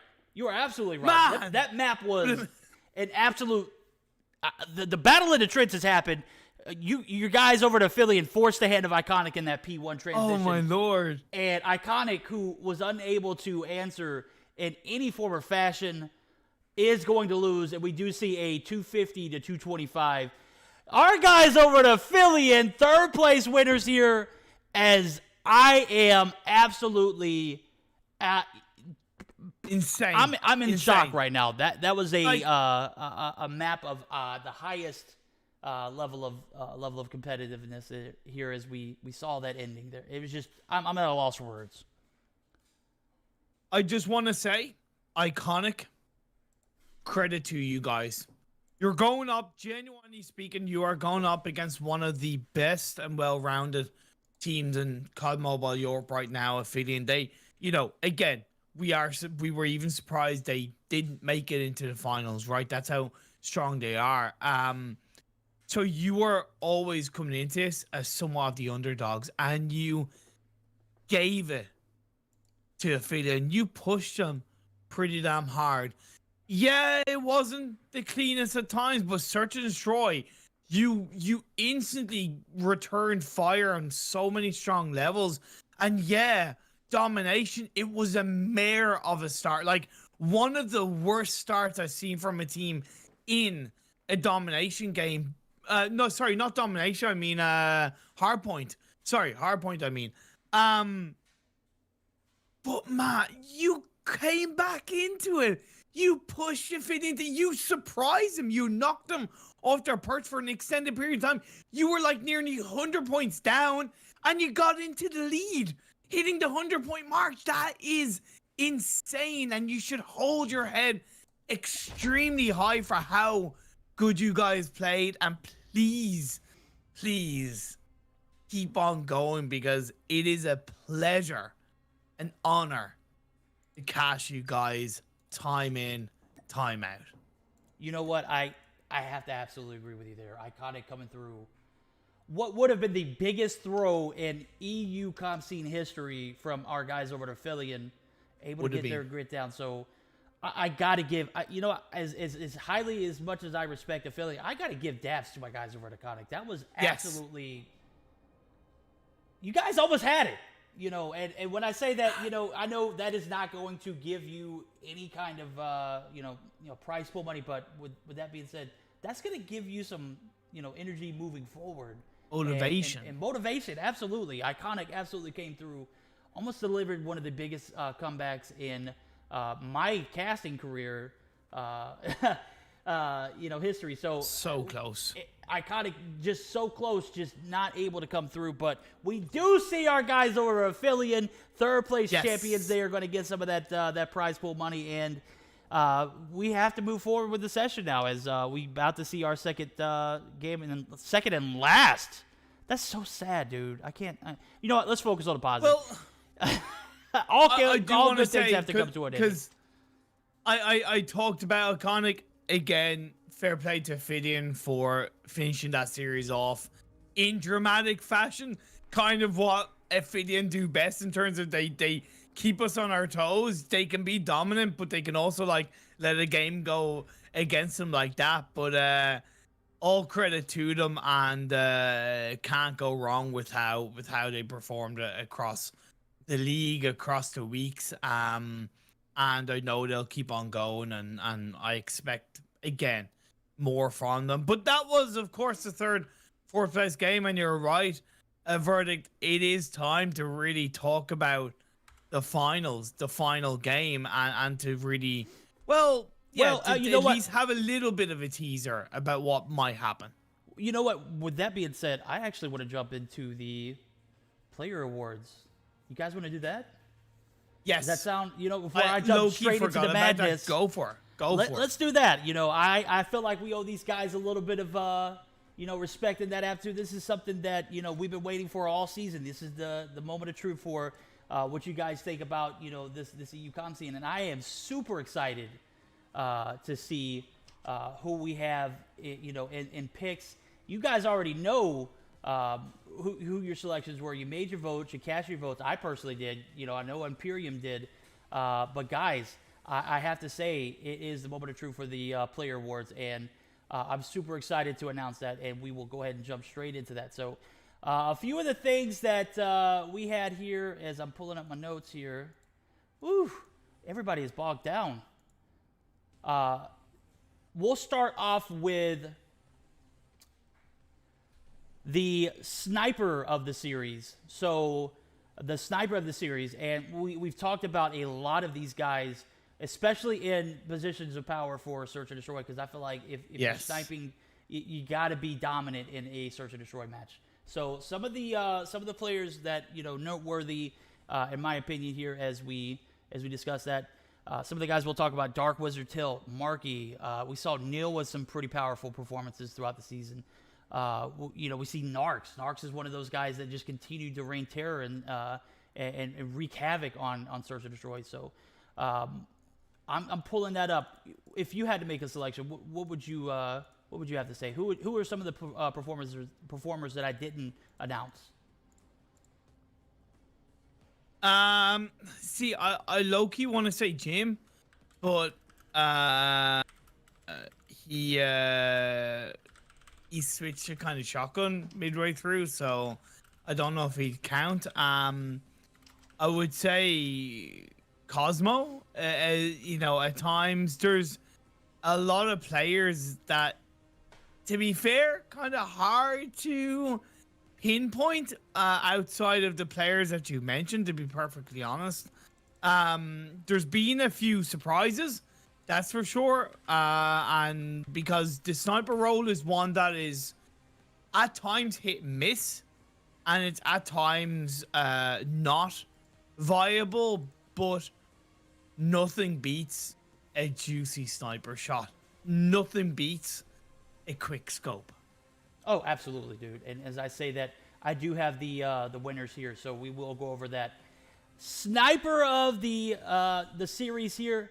We're gonna have a third place finish with 16 votes. So my guy Marky comes through and gets that third place. Second place, Dark Wizard Tilt from Bunker is going to come through with 18, and that is going to lead us to our first and foremost winner here with 59. Just absolutely clear-cut winner. That's gonna be your boy Narks. Coming through in the clutch, 59 votes, dude. It wasn't even close. Narks absolutely slayed out, and I have a few of his clips in my clip scenes for some of the highlights from the season. And you know, Narks came through, clutched it in multiple occasions. So well-deserved victory for my guy Narks and the player award for the sniper role. Huge shout out, and I have to say, Jim making that transition to shotgun definitely. Put his name out of the contention for me in the sniper category. Big credit to him, though, but let's be honest, Narks absolutely slaying out. So he is absolutely one of the most consistent snipers we saw week in, week out. And that will actually lead us to our next category. That's going to be the rookie of the season. A few notable names that people put out there. Hacken, Neil, who I just spoke about, who was up for contention in the sniper category, is also going to be in the run for this rookie of the season. Ragux absolutely owned a lot of the series as well. Some of the other ones, we won't even go into detail about. I'll just go straight into it. The third place rookie of the split is actually going to be your boy Hacken. Hacken received 25 votes. Yeah. Neil received 38. And without, any surprise there, Ragux, 47 points. Yeah. My guy Ragux was an absolute beast in pretty much every form of the game. Yeah, Ragux, honestly, I was so impressed from like the first 2 games I've seen him play for. So he really is a player who's stepping into the COD Mobile Pro scene in a strong way and just evolving extremely well. Hacken, absolutely strong player, and I'm kind of surprised he's not second, maybe first, but I would kind of say that he's in a side where he automatically looks stronger, if that makes sense. Absolutely. Right? Because Alpenfestung have had very bad downs and not too many ups. It's kind of like at times they've gone 1 step forward, 2 steps back, and Hacken has outshined every single time. But in a perspective way, it's like, well, would he actually shine as much against if he is in other teams in that point of view, right? So I think there's an element of that's why he's third rather than first. But Ragox, fully deserved, man. Yeah, big pog, man. Big poggers, big boy poggers. Yep. All right, and with that being said, the last and final category, which was super spicy to say the least. Some of the notable names in all of the category. No. Don't say anything other than the 3. Just I think no other names need to be mentioned other than third to first. Let's do it. All right, guys. We got MVP selections coming through. I'm going to give you 3 names out there, and I want you to, what are your projections? I mean, you guys already know because you were the ones that voted, so, I mean, I can't spoil it for you. This is all you. You already know it. You spoiled it for me, if anything. All right, MVP of the entire tournament, guys. Coming down to 3 names, and it was super. This is probably the closest. You know what? Actually, rookie of the split was actually pretty close. Was. But with that being said, a total of 8 points decided this particular category, and from that, it was an 8 point from that second point position, or 10 point rather. So Three names out there. You already know who I'm going to say. Jim from Aphelion. Our guy Shark over at Aphelion, also known as Bunker Black at one point. And then we got our guy Radic from Sinks. I continue to talk tremendously about Sinks moving the entirety of the season, how well they performed and how much potential they had. But let's be real, it all boiled down to a few things. Radic gets third place, 14 votes for him, much credit to him. But was he in this particular series, in any contention for a playoffs berth? No, they weren't. So, huge shout out to Radic and Sinks. Hope to see you guys back this season.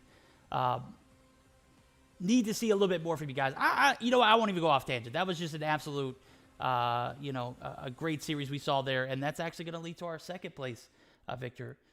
Our guy Jim received 24 points, leading us to Shark, who self-proclaimed, and I've heard a lot of you guys talk about this guy, is the best player in the EU comp scene. He takes 32 points and a hell of a deserved MVP of the series. So our guy Shark YT coming through, absolute animal in every form and fashion. Imperium, I know I've talked a lot about Shark, and yeah, I did see your DM. I did Shark, actually man. message B. So Shark, yes, absolute animal. Imperium, thoughts? Shark, man. Shark. Simple as that. Like Shark, he's stood out of the crowd. Shark, time and time. doop.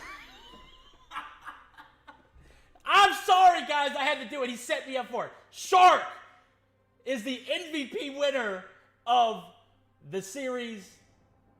They are not contesting in the finals or the semifinals there. I know, dude. I know I'm fired. I'm out. I'm going to retire here. That's actually going to end my casting days. No. But I have to say, like, Shark stood out so much, and he constantly grew. He stepped up to the plate time and time again. He was, in my eyes, more consistent than Jim, but Jim is, to me, and has developed to be a bit more of an aggressive player, and that comes with the risks of, dying more, maybe having an inconsistent performance. But, Shark has just stood out head above shoulders of so many other players, and yeah, he's MVP, baby, and it's all that can be said, It's a Shark show, so to speak. All right, guys, you heard it here. We've got the All-Star team, and we are ready to announce it, but I'm actually going to hold that until the end of this, as I'm ready to jump straight into what we are about to see. This is tragic.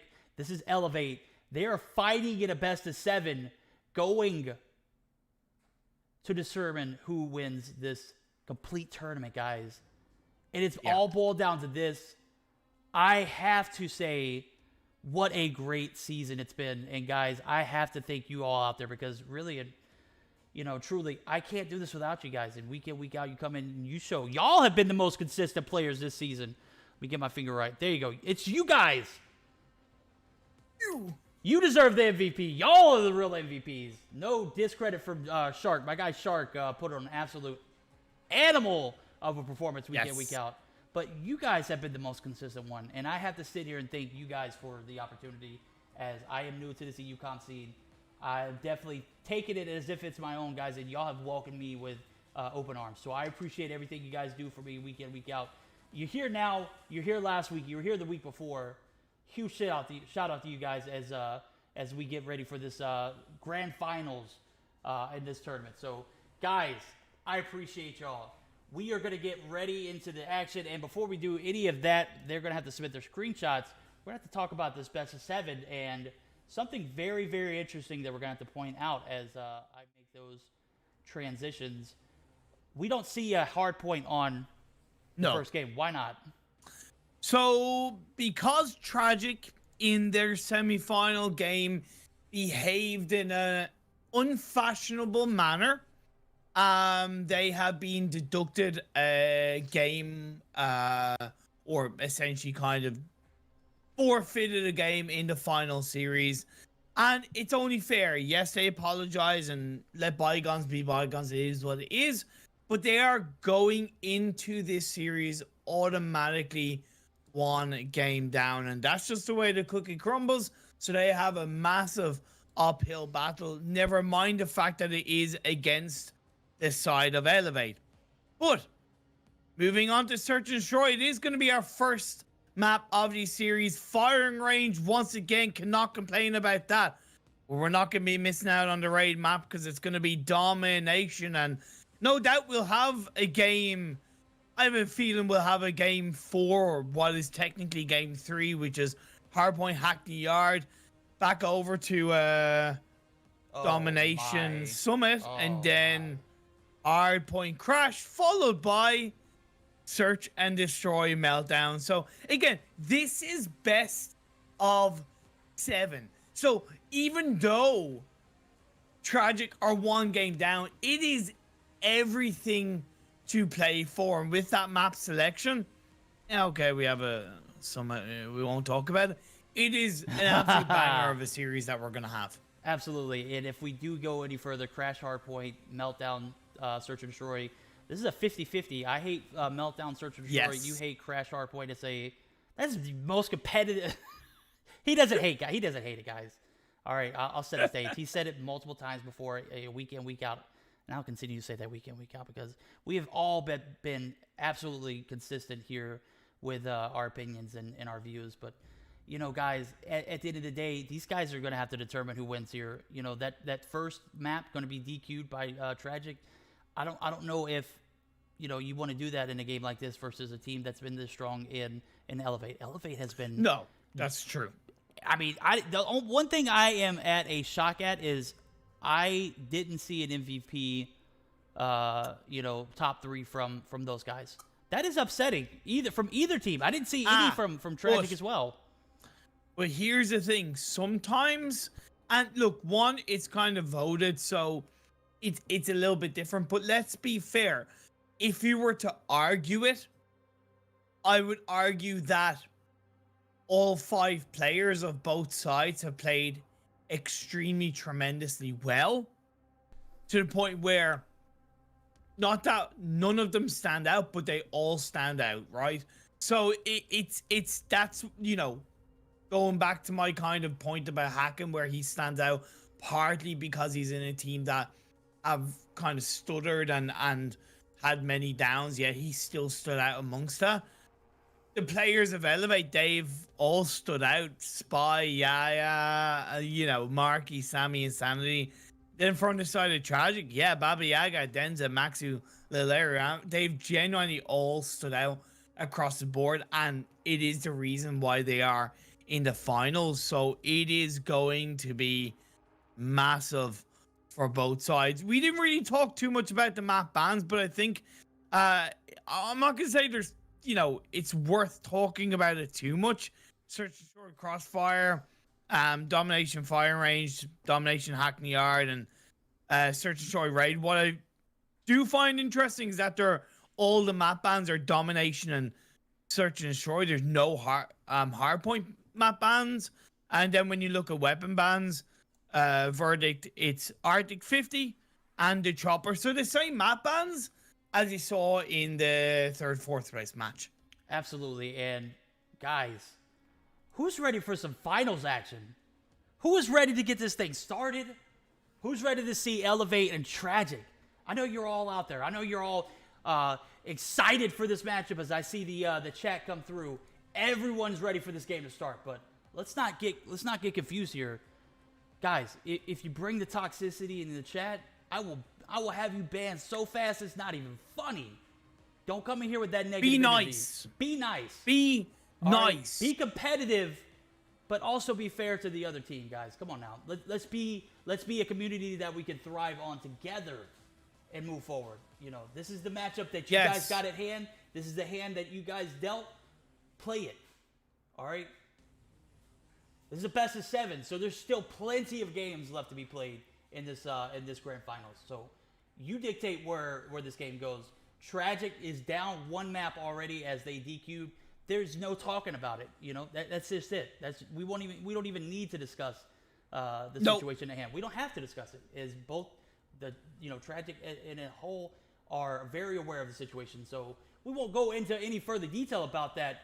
It's just the fact that they are down 1. So guys, we're gonna get ready and get started up. Without further ado, game 1, technically game 2, search and destroy on firing range. Let's go search and destroy firing range. So, the one and only, the beautiful Tragic are going to be on the attacking side for this first 5 rounds. Now, no, this map is OG. It's old school, so to speak. It is one of the original maps that these teams will heavily be used to in the world of COD MOBA. So playing it at this stage in the finals is going to be pretty damn beautiful as this side of Tragic are pushing their way forward. But Baba Yaga goes down.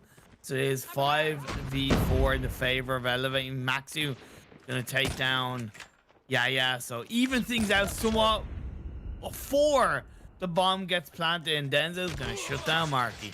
We're going to see some shots from Sammy, who one of those players you guys talked about in chat being contention for MVP. I definitely see Sammy playing super aggressive here. He's going to push in. Denzel's going to take him out, though.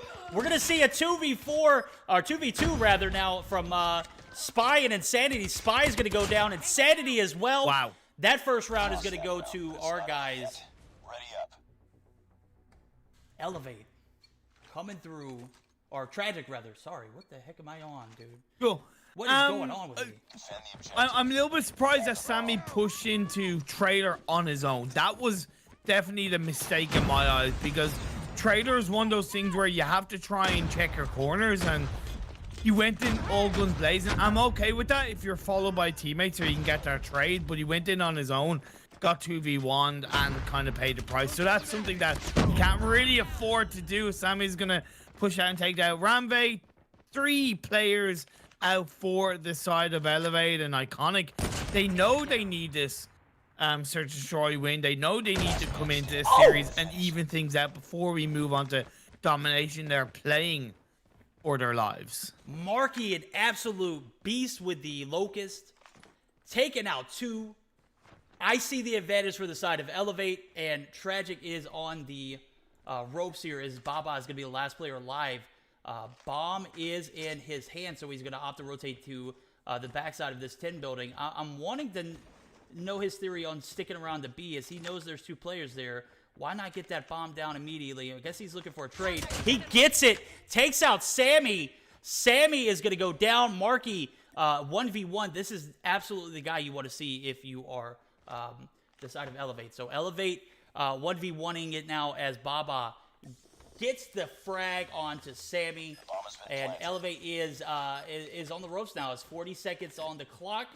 We're going to see the rotations over from Marky, as I think he is spotted. Baba bricks his first shot. Doesn't matter, though, as 30 seconds, he has great position. Marky on the other side of the wall. Marky gets the best of them. And we're going to see the body shots earlier on as Marky takes the dub. More body shots, dude. Wow. All right, so the bomb is going to be defused here with plenty of time. Yes, maybe. I don't know. Marky. Hey, that in-game BM, I'm all for it, baby, because that was a sniper 1v1 and Marky came out on top.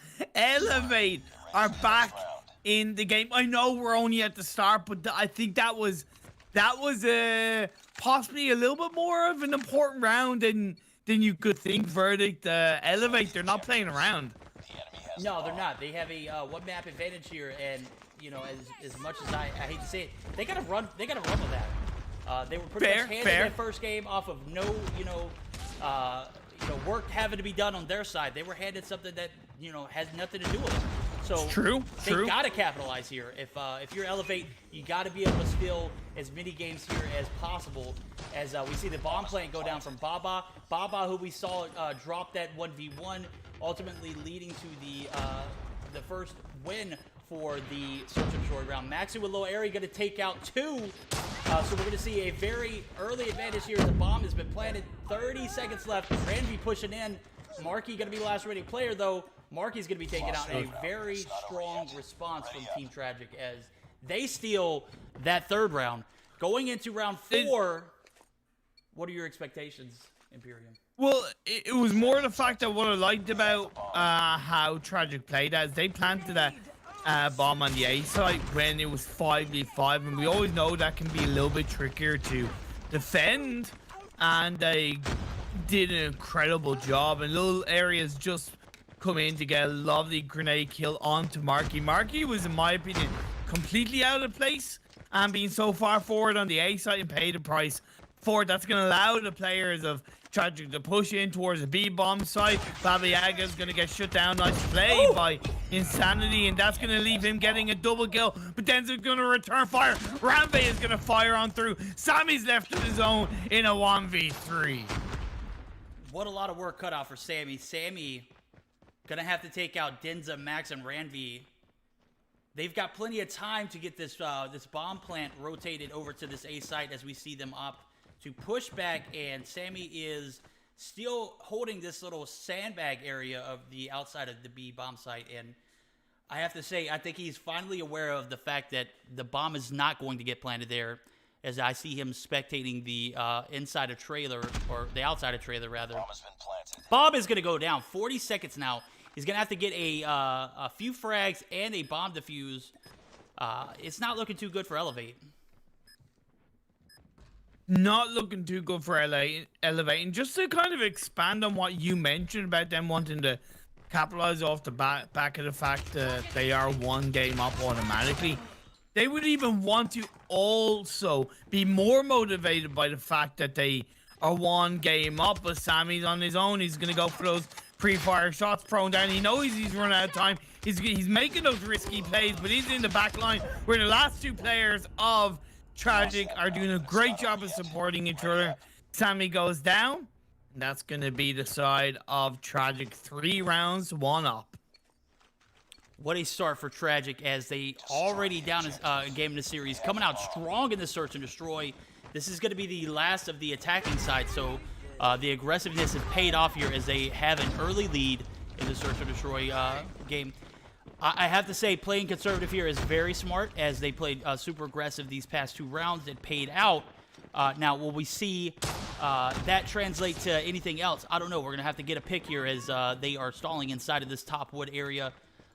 They have pretty much given A to the side of Tragic, Elevate has. So will Tragic opt to push there? I'm seeing 1 on the actual site. So some shots are being taken. Marky is going to be that guy on this A long area, and multiples and trailer. Marky gets 1. The 3 players inside of trailer are actually in a lot of trouble here as they have found themselves in a bit of a hole here. Marky gets Baba too, so they're down to 3. Max and Lil Airy gonna push out. Max gets taken out. Lil Airy gonna get a refrag, picks up 2, taking out Sammy, and Ya is gonna go down. So we're gonna have a 1v3 now as Lil Airy is going to be the last remaining player for this Tragic roster. Bomb is nowhere in sight. We have a 3v1 push. Marky's going to get taken out. Spy! Almost. So close. So close. So close from Lil Airy. Man, he got 2 of those 3 kills. You can't discredit the attempt he made, but either way, a pretty important round that came out for Elevate, because even though they still end the defending side on the losing point, it's only 1 point down rather than 2. So hopefully it'll give them a little bit of motivation as they're pushing on towards a bomb site. They have lost Marky though, so they might not want to plant that bomb just yet. It is 5 against 4. Yeah is down to low health, so he's trying to heal up in time. Well, the bomb has indeed been planted. I like that. A little bit of patience that came out from Spy, but he's stuck a little bit, but he finds a kill on the Max. He's very important. He knows there's at least 1 player inside the trailer. I think he might even have an idea that there's 2, and that's why he is staying down low and he's supported by his teammates. You know what? I'm at a loss for words as to why they pushed that bomb site, lost 1, and then continued to plant. I'm not sure if it's going to pay off, but as I say that, Baba is actually going to be the last player. So with 2 players in trailer, it's very questionable. Obviously, the side of Elevate knew what they were doing as they were able to secure the dub and take that round. It was just very peculiar, but as things panned out, it does look like Elevate was able to persevere as they get the bomb plant, they take out Tragic there, even things up. The defending sign for Tragic is, you know what, that aggressiveness may not be able to translate to, you know, anything else other than winning rounds on the attacking side. Oh no. We have a full B push for the side of Elevate. Lovely. And we're going to see Marky get the first kill. Randy is going to answer with one as well. But Baba, again, last remaining player for the side of Tragic. Woo! Oh! Baba, nicely done. He takes out Insanity. That's going to be a good start for him. It is 1v2. I do like the aggression that Elevate pulled out of the bag. They did get initial strong kill on the little area, but then they allowed themselves to kind of, I wouldn't say get picked off one by one, but lose 2 players in a little bit of a hot flurry. But now as time's ticking down, the bomb plant is going down on the A side, and Marky might get caught out. No, not quite. He's nearly going to get sniped to the ground. Baba Yaga misses that one, but now he is going to have to play around either getting baited or going for that bomb defusal. He could technically go for the defusal now. Actually, no, he can't. He unfortunately can't because he's going to be right in the firing line of both Marky and Sammy. Yeah, I would say he would have to clear Marky, who is the biggest threat. He does get the kill. Marky able to secure that round for Team Elevate. Baba could have gone for the defuse, but with Marky on the other side of that wall, yeah, that's too dangerous. I mean, Marky alive at all is too dangerous in my opinion, as we saw him clutch that round up. So Baba unable to clutch that for the side of Tragic. They're going to be down 4-3 in the search to destroy. Still a few rounds left, if you ask me. 2 is all that is needed for the side of Elevate. Now, are they going to be able to get it here as we see the 8th round here ensue? We're going to see some shots being taken. No one is traded, and a conservative push for the side of Elevate is going to allow them to play time here, and they're looking for a pick before they make the rotations, playing a little bit of information as we see all 4 of these players clustered inside of that wood building. And you know, I have to appreciate it. This is they know that Tragic is playing aggressive. In order to slow the pace of the game out, they're going to camp it out inside of this wood building and wait for information before they make their move. So kudos to Elevate for being aware there as they make their A-long push onto the A site. We're going to see some shots being taken. It's a change of pace from the side of Elevate. They're doing a hell of a job with that. It's going to be trade up, though. At the end of the day, it's 3 players of Elevate go down just like that. The drop of a hat.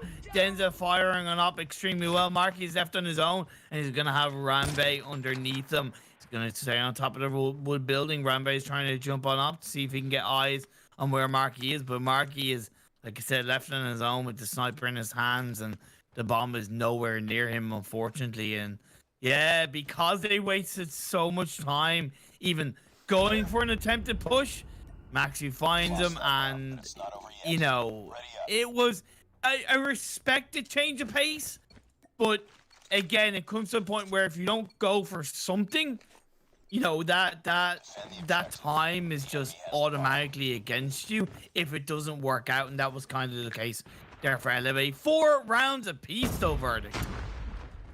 Super close, dude. This is an absolute hell of a first game. As we see Marky get the first kill, Yaya's going to go down at no fault to anyone.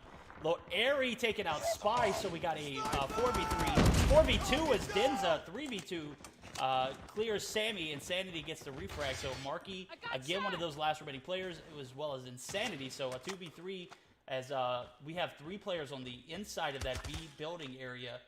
And the rotations for the side of Elevate are going to lead back to this wood building and potentially to an A site planning if Insanity doesn't see what he likes. Actually, we're seeing 2 players now go back to mid for the side of Tragic. So very interesting rotation as Denza has found himself over to this A site. Very well communication from both teams here as I'm seeing Denza rotate back and forth. They're trying to get more information. We do see a even playing field now as Insanity and Marky have a 2v2. Yeah, but okay, I thought Insanity was going to go towards the A site on his own, but to be fair, they've done a great job of coming in, going for the A bomb site. Because they got that kill to even things up to make it a 2v, that's going to be allowing them to push on in. And now it is Insanity low in health, but Marky's doing a great job of supporting him. Going in from behind, Baba Yaga is going to get that clean snipe, that clean swipe, but it's going to be traded on up in this 1v1 as the bomb. Oh! He's being planted. Marky finds him. He's on 14 kills, and he puts Elevate at game point. You beast, you dog. Marky absolutely bodied them in that last round. 2 big shots from him, clutching it up, playing that A-bomb head glitch. And I mean, you couldn't have done it any better there as Elevate goes up 5-4. No. Tragic down. Not out, though. I have to say, Denza has been very, very consistent in this search and destroy. I'm expecting him to motion this team towards a victory here as they lose 1 in low airy. That's a key player. Yaya picks up their 6th kill. And Ranvi goes down. Baba taking out Insanity, leading us to a 4v2. And I have to say, Tragic, you're on the brink of losing this search and destroy. You don't want to be down 2 games in the hole going into this this next game. So 1v3 going to ensue. Maxu, one of the players who hasn't really showed their stuff here in this search and destroy. This is the moment. If you want to step up, you're going to have to do it here. Woo! Oh, man. 1-0! Oh, my lord. Oh, my lord. Elevate have gone 2 games ahead, and Tragic, they are on a massive uphill battle. I will say, because it's best of 7, you know, Elevate need 2 more games minimum. But on the other hand, Tragic need, like, minimum, they need like 4 wins, right? So, like, they need to win like the next 4. So, God, yeah, unfortunately, not what Tragic wanted, but fair play to Elevate. Oh, fair play to Elevate as well, man. It's Marky going 14-6, anchoring them to that victory as we see several key shots from him to end a few rounds. And this is not a spot you want to be in if you're Tragic, but I mean, come on now. 2 games is nothing compared to, having to come back in a best of 7. So down, but not out. And we're actually going to be able to jump into the comms of our guys over at Elevate this next game as I was waiting for a respawn mode. So super excited about that. Super excited how that pans out as we see them take the second game of the series. Should be this domination game. What do we say that was? Was that standoff or? It is standoff as far as I know for domination. So that's going to be. Yeah. Like, honestly, there's a part of me that's like, it's actually domination raid. Raid. On a side note, sorry. There we go. Yeah, it's domination raid.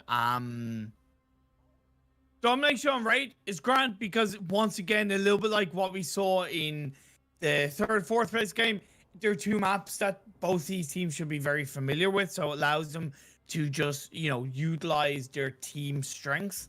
In my eyes, because we have no hardpoint game to go off, it's hard to tell, but Tragic have looked, to me, considerably strong in hardpoint games, but so have Elevate. Oh, absolutely. This is very much so Tragic's series. They could bounce back here, win the next 2, even things up. They're gonna have to play consistent, and they're gonna have to play dominant in order to contest this team. Elevate has just been absolutely dominating here recently, though. So Tragic, you're down 0-2 in the series. You're not out, but you gotta find a way to overcome these guys. These guys are just absolutely too much for a lot of teams to handle. So if you want to be contested in this grand finals, and you gotta fight here. This is the game that it turns around. That search and destroy didn't mean anything to you. Granted, you're down 2 games in the series. I mean, come on now. Where's that energy at? We need that same energy that you had against Aphelion. Where's the fight? Oh yeah, dude. Where's the fight at? All right, so we'll get. And started. like, you know, just one quick thing, like, you know, again, that's why the round where Elevate won to take it to still secure like a second point as a defending side was so important, right? Because it gave them a bit of momentum going in as the attacking side, and it was just possibly that turnaround needed, which stopped Tragic from taking that game too. Just that little turnaround, that one round that can make a massive difference. I really feel that was the case for Elevate. Absolutely. So they are up 2-0 in the series. We're going to jump straight into the action. Imperium, you got this. I got to go grab Herschel. I forgot I left him outside. I'm terrible. He's good, yeah, good. go for He's it. got Go for water it, and man. everything. But let me go grab him real quick. I love it, man. Gotta look after your animals, boys and girls. Gotta look after your animals. They give so much unconditional love that least they deserve is to be looked after in the best possible way. But we are indeed into this domination game. Both sides are respectfully taking control of their A and C caps, but it does seem like the side of Elevate have overall captured their cap just a little bit quicker, to the point where they have that second of a lead, and it's even allowing them to play towards the B a little bit more aggressively and a little bit more controllingly. Not to the point where they do have the side, but until the players are Tragic override them, which that does seem to be the case. Elevate do have still a lead for a second, but that double cap flies on through to capture the B just like that. Now this could be Tragic being in the controlling side, as Baba Yaga is going to pick up a double kill alone for himself. Maxu's on 0, but he's still doing a great job for his side to help control both of these caps. Absolutely, and a very strong start to begin for Tragic, as they need every bit of this game to move forward in this. I feel like if this game slips through their hands, we may not see past the game 4. So Tragic finding that energy that was much needed, and allowing them to cap A and B, stay consistent, as I see Baba balling out with little Airy 6 kills. Baba is going to be up to 4. So as long as they can keep that consistency going, I don't see Tragic losing this game. No, to be fair, I definitely could see it, but it's Elevate, right? These are different beasts. They turn it around off the back of one round in a search and destroy game. So if they can capture a double cap in the second half, while, you know, trying to hold on to holding on to a low deficit, that could work. But until they capture a double cap, until they turn around, it is only going to be a continuation of a lead for the side of Tragic. So we'll see what's flying on through, as Yaya and Sunny working pretty well together to help at least push in towards that B cap, and even go for the A cap just to tickle the side of Tragic and keep them on their feet is pretty good for Elevate. Oh, absolutely. The attempt to go for that A site was definitely where they needed to be at, but unable to do so, and even unable to, you know, get any kind of progression onto this B dom site. You got to stop and think, what is going wrong for Elevate here? Are they being outplayed? Are they being outmanned? I see they got pretty decent position on that, and as soon as I say that, we do see a B cap ensue. So C and B are going to be in possession of Elevate as they make their way back into this game. Not down too much. It's a small margin, very close in that aspect. So Tragic, you're losing a little bit of your focus, a little bit of your energy. We're going to see them pushing in to the spawns of the Elevate roster here, or Elevate spawn, as Marky is going to be taking out Loeri, pushing in the C. Yaya going to be yawed out of the point. We're going to see Spy finally get in there. No, he was so close, guys. But don't be confused now. That C push, oh man, why are they not on the B bomb site or dom site? That is insane. Honestly, that was Lil Aries' mistake of being too, not aggressive, but just trying to be too greedy. towards the A cap. Like, they had a great job distracting the players of Elevate to the point where it might have allowed his teammates to look for that B cap, but because he went down like so quickly off the initial distraction, there's nothing benefited from there. So I saw what little area was doing, but the execution just didn't work out. No, it didn't, and that has everything to do with the communication. And with that being said, we're actually going to jump into the comments real quick of the Elevate team. So guys, bear with us. Elevate is going to be live on comms. On mid. Yeah. Red. Come on, They meet. Oh, They top coming ring. mid. Top ring. Red dead. He's running court. Oh, yeah, I'm gonna go for A. Two guys. I'm going- One more. One mid. One guy mid. Yellow. He dead. One's kitchen dead. Nice, they come on. Nice. Nice, good triple cup. Good points up. Lost the lead. Losing A. Friendly shock RC is coming. Nice. Well played. Keep Just- running. Rumble connected. What now? Send me, bro. Why not Just speaking? Bro, I am speaking. Hello? Yo, I'm gonna go top laundry with Tempest. Hello? What? All right, you do that. Four. Marky. Yeah, four Marky. rings. Push four See, I'm rings. capping. Too. Oh, I was gonna go I'm gonna go C. top laundry Tempest. All right. Right side. I can streak They it. spawn, I'm I'm on this, gonna two streak. I'm gonna streak. Kitchen. Trophy! Trophy, guys, trophy.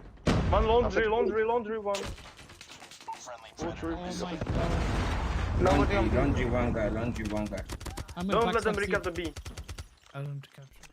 All right, you see how that round ended and the momentum for Elevate perspired through the end. Able to get that triple cap, you heard the comms, but that did not translate into anything in that second half as we see a little bit of confusion, a little bit of miscommunication from the beginning of it. Now they're recovering and they're going to be able to have A and C. Baba is going to be able to pick up a Goliath here. Almost got taken out though, so Marky is going to be right there to contest it.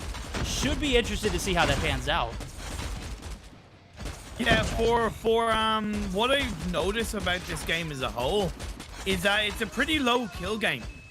You know, okay, some players are kind of popping off like Insanity with 18 kills, but there's nothing like absolutely massive. There's no like 30, 40 kill game so far. So both teams are definitely playing, I wouldn't say reserved, but they're trying to play a little bit more calculated. Fair play to Tragic. They have gotten back into this game by capturing the B cap off a pretty well-timed Goliath.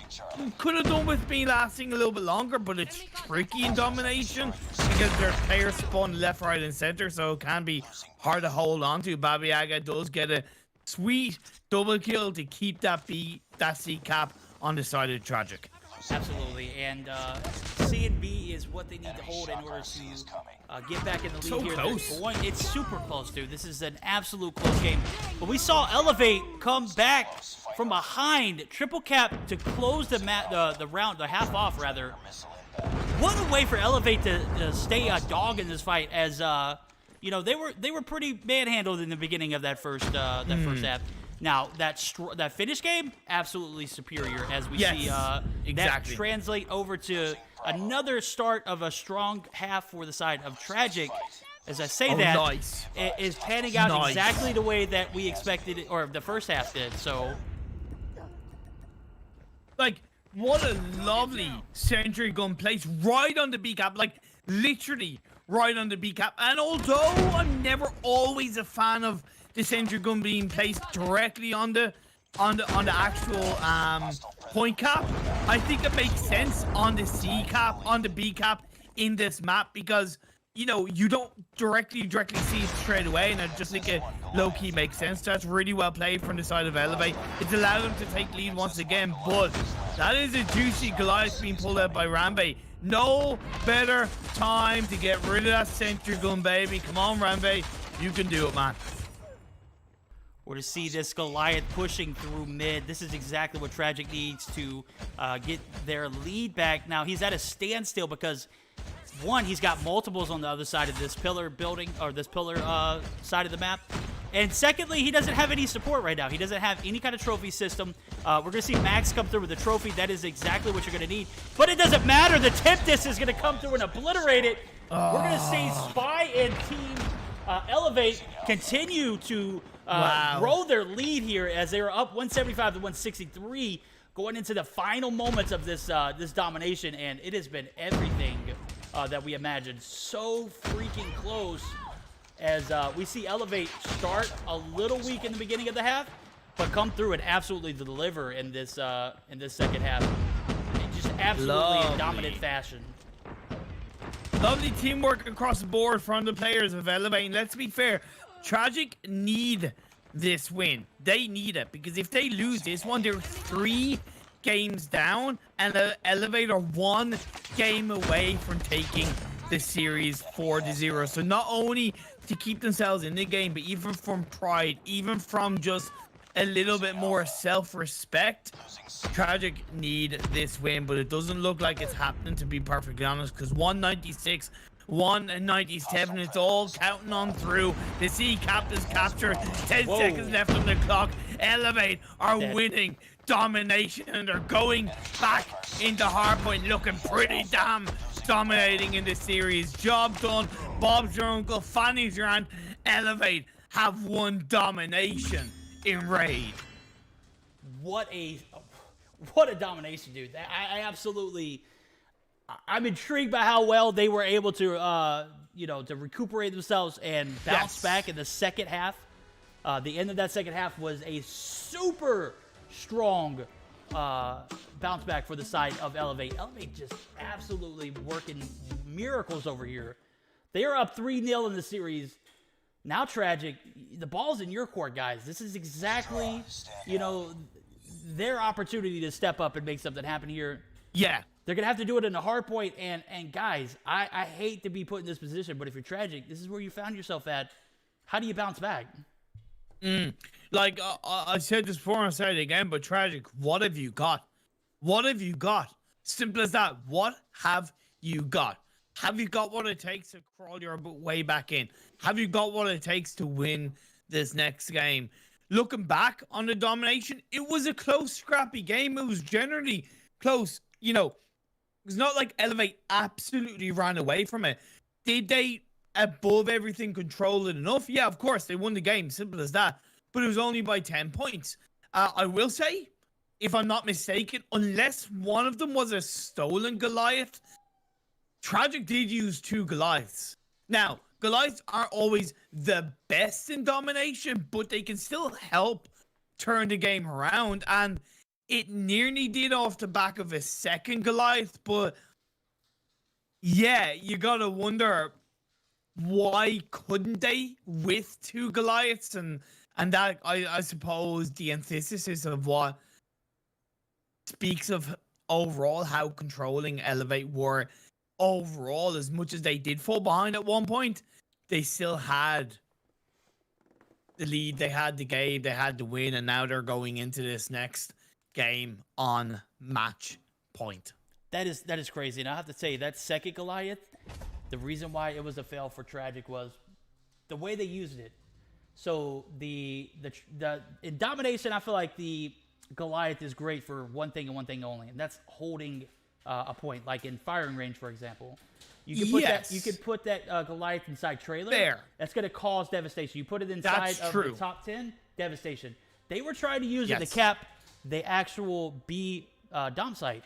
That's a fatal error, dude. You put your king out on in harm's way as it was taken out super quick. Do you think they should have had the Goliath? I forget what the name of the building is, but the building that overlooks the B cap, where you have the rectangle window. Do you think that would have been a better position for the Goliath then? It would have definitely been an area where you would have seen a longer life from the Goliath. Now, with that being said, they had a disadvantage because they only had C dom site at the moment. So there's really no way to put that Goliath in any other way other than the top red area, the top art. People call it art. People call it red. It's that area of the map where you spawn in C, you go through Zig. It's immediately to your left. you know, that area, that top red area would have probably been the best place for it, in my opinion, because you're not going to, you know, take any damage from score streaks. You're more evasive to things like that Tempest. That Tempest pretty much ended that Goliath single-handedly. So, you know, in that particular aspect, you weren't going to be able to capitalize much off of that Goliath. So, and thinking back on it, maybe that B push would have probably been, you know, the only angle you could have made, you know, that profitable. Elevate just having an answer for everything, though. So we're going to see a Hackney Yard hardpoint decide this series? Really? Hey, man, it's Hackney Yard, baby. It's you know, it's do or die for Tragic, and they've got to hack their opponents. See what I did there?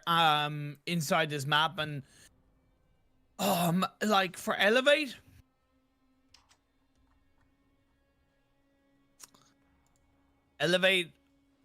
have looked absolutely so flawless, strong, too strong throughout the season and throughout all of this. And I just don't know if Tragic have it. I'm trying, and you know, I don't want to count them out, but I'm finding it hard to see how Tragic can find a way to take Elevate down right now. Anyway, right now. Yeah, I mean they're gonna have to find some kind of energy here. Being down 3-0 doesn't mean you're absolutely out, though. That's something to keep in mind. That's fair. You know, this is a perfect time for a reverse sweep. We're just gonna have to see some collective, some collective energy from all 5 of these players. You're not gonna have to have one player ball out. We're gonna have to see all 5 of these guys play, extremely well in order to contest for this last game.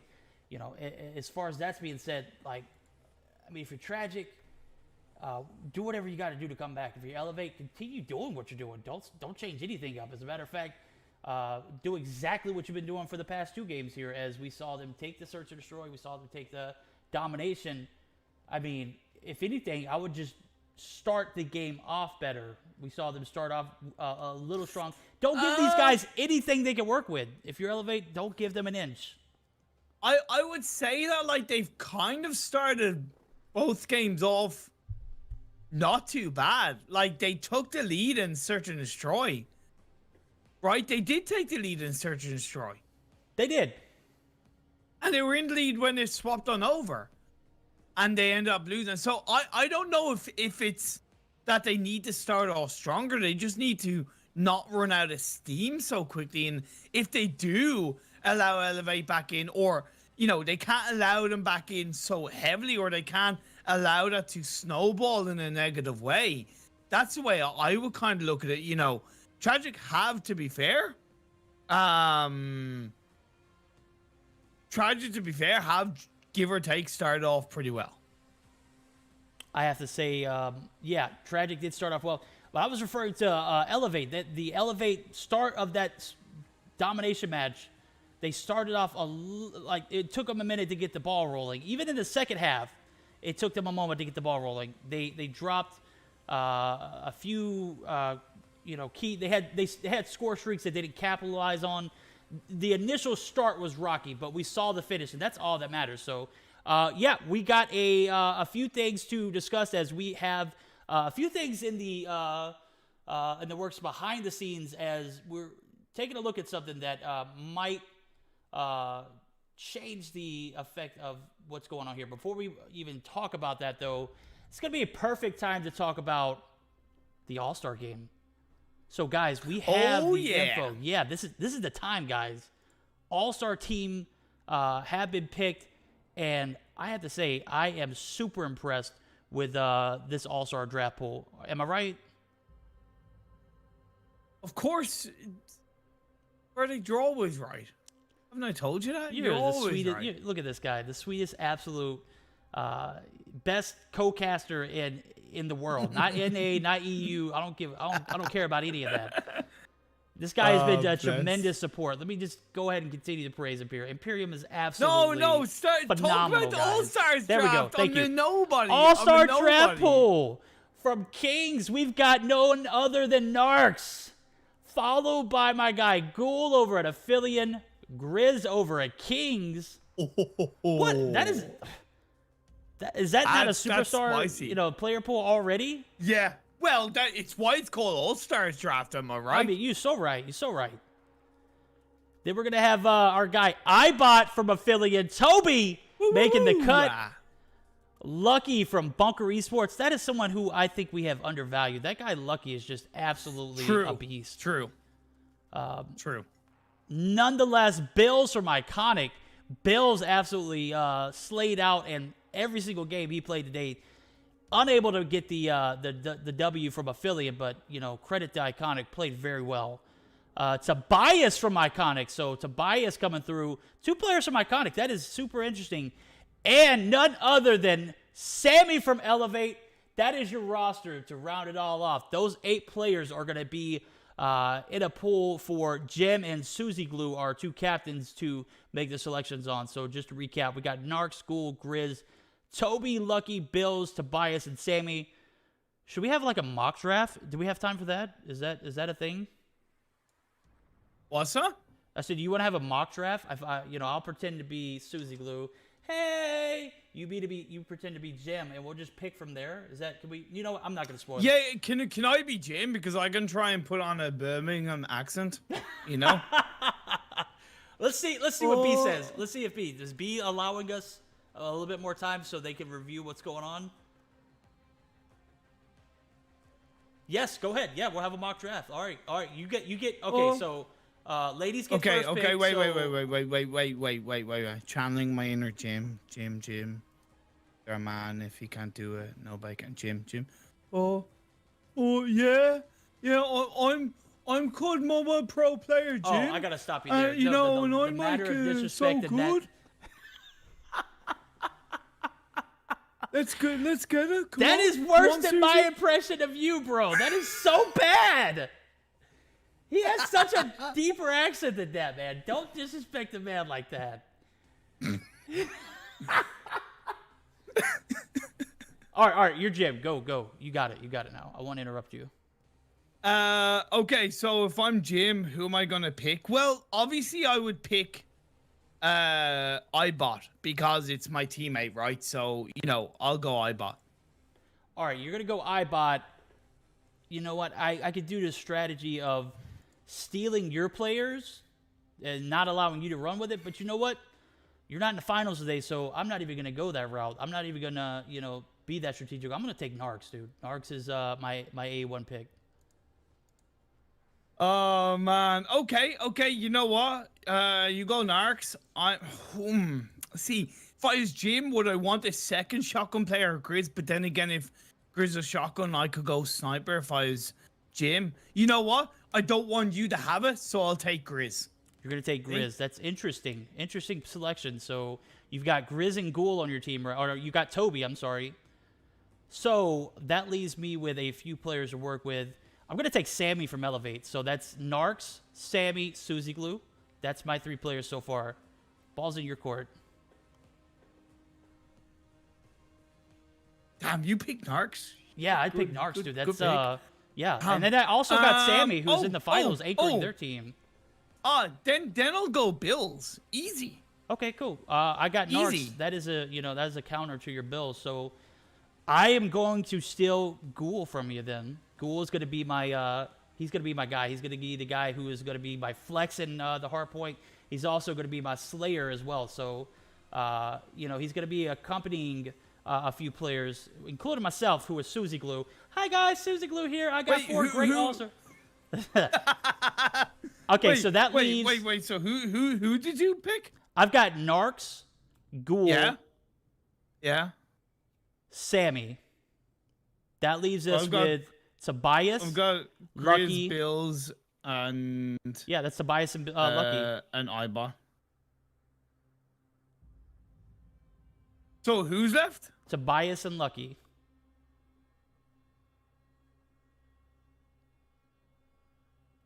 Oh, that's tough. Oh, okay. I know there's a small delay, but chat, who should I pick? Should I pick Tobias Well, We're you got lucky. Bills, so you could use that chemistry to your advantage. No, I'm gonna leave it up to chat. If I was to, if I was to pick one or two, should I pick Tobias or Lucky? Right. Just see, you gotta make sure that you please the people. Hey, Verdict, stop trying. I see what you're doing in chat. I'm watching. Okay, you know what? I'm gonna take. But see, I don't know if that's reverse psychology by you though, right? I don't know if you're looking at going, okay, dude, I'm maybe not if that I tell smart. him to take Lucky, he'll take the other one, and then I'll have Lucky. I'm gonna take Lucky. Damn it, my reverse psychology didn't work, dude. I was in your mind for a second, but your Jedi powers are too strong, Imperium. I guess I'm gonna take Tobias, which actually who I wanted to begin with. So thank you for taking Lucky. Okay. Lucky is an OP sniper, but guys, I got Narcs, man. Who else do I need? Tobias is gonna be another of my OBJ players, one of my very well-rounded players indeed, who is going to slay out as well. So I've got a stout lineup, guys. Who do you think got the best of the All-Star picks? Is it Team Verdict or Team Imperium, or Team Susie Glue or Team Jim? Let me know. Look. You got Jim, Grizz, Bills, Ibot, and Lucky. That is insane. And along with kind of beat me by their side. Come on. Well, what kind of better endorsement could you ask for, Verdict? Just get out of here, man. Get out of here with your Susie roster. I don't know. Before we do anything, I guess we are going to be moving over to the action. We'll take a look at that. We'll evaluate our roster picks for the All-Star selection. I appreciate you guys for allowing us to the opportunity to make our picks there and entertain you, as we had a little bit of moment of downtime where we had to review some things. We are going to be moving on to this match, and I'm trying to figure out. Perfect. So we are all good. Everything stands. We are moving forward to Game 4, aka Game 3, as Denza and Team Tragic are on the ropes. They need to win this in order to move on. They do indeed, and that's the thing. Like, we've had our fun while we've been waiting for this to come on through, but this is a hardpoint hockey yard. If Elevate win this one, they win the series 4-0. And you said a Tragic need this one to keep their dreams alive here in the finals of the Mobile Mayhem Winter League. It's a good start from Tragic. They're 11-0 up coming into the halfway mark, but and they're doing their best to carry on through to take down the players of Elevate. Now, if you're Ranvi here, you want to steal as much time as you can here, but you also want to help your team set up for new. And it looks like they are going to be taken out. So Ranvi's going to take out, not before he gained a ton of time off the hill, putting them with a little bit of a lead that is slowly dwindling. Contesting this point is dangerous here because you have casualties. Yeah. You obviously want to go for the flip, so you don't want to find yourself at a deficit at any point in this game, and that's exactly where they might find themselves here, as Ranvi making a late rotation, as well as the rest of his Tragic team. Going to be spawning out. Denza having a hard time adjusting. Nice. Finally picks up his first kill, as well as Baba. So Nice. slow start for the slaying portion of this this Tragic roster, as we see a pretty even scorecard on the side of Elevate. I would still say above board. It's, I know if it's a little bit slow between both teams when it comes to kill counts. Maybe it's just me, but and that's not a bad thing, because it's quite clear that both sides have just been like focusing on like getting the hard point rather than obviously fully getting the kills. Rambe is going to go down, nicely done by Insanity with the help of Spy. They're going to control this second hard point, and I think you called it right, where Tragic were slow to leave from that first hard point, and that's really hurt them, and they've dropped down quite heavily. Yeah, they're going to be forced to play desperate here, making a last. This is not a position you want to be in if you're Tragic. They pushed the hill with 19 seconds left to go, right? They flipped the spawns. They gave the advantage back to Elevate, and they're still in a 9-point deficit. Now, 9 points is nothing, but let's be real. This P3 area is going to be a lot harder to contest, and fight for if you don't have the spawns, the backside of this point. Now we're going to see Spy, taken out there, but it's not going to be enough. Baba's still going to be spawning on that tire shop area of the map, and that's nowhere near P3. So these guys are fighting on the rope the entirety of P2 and 3 here. That last-minute push onto that P2 objective was, I wouldn't say reckless, but at the same time, probably not needed.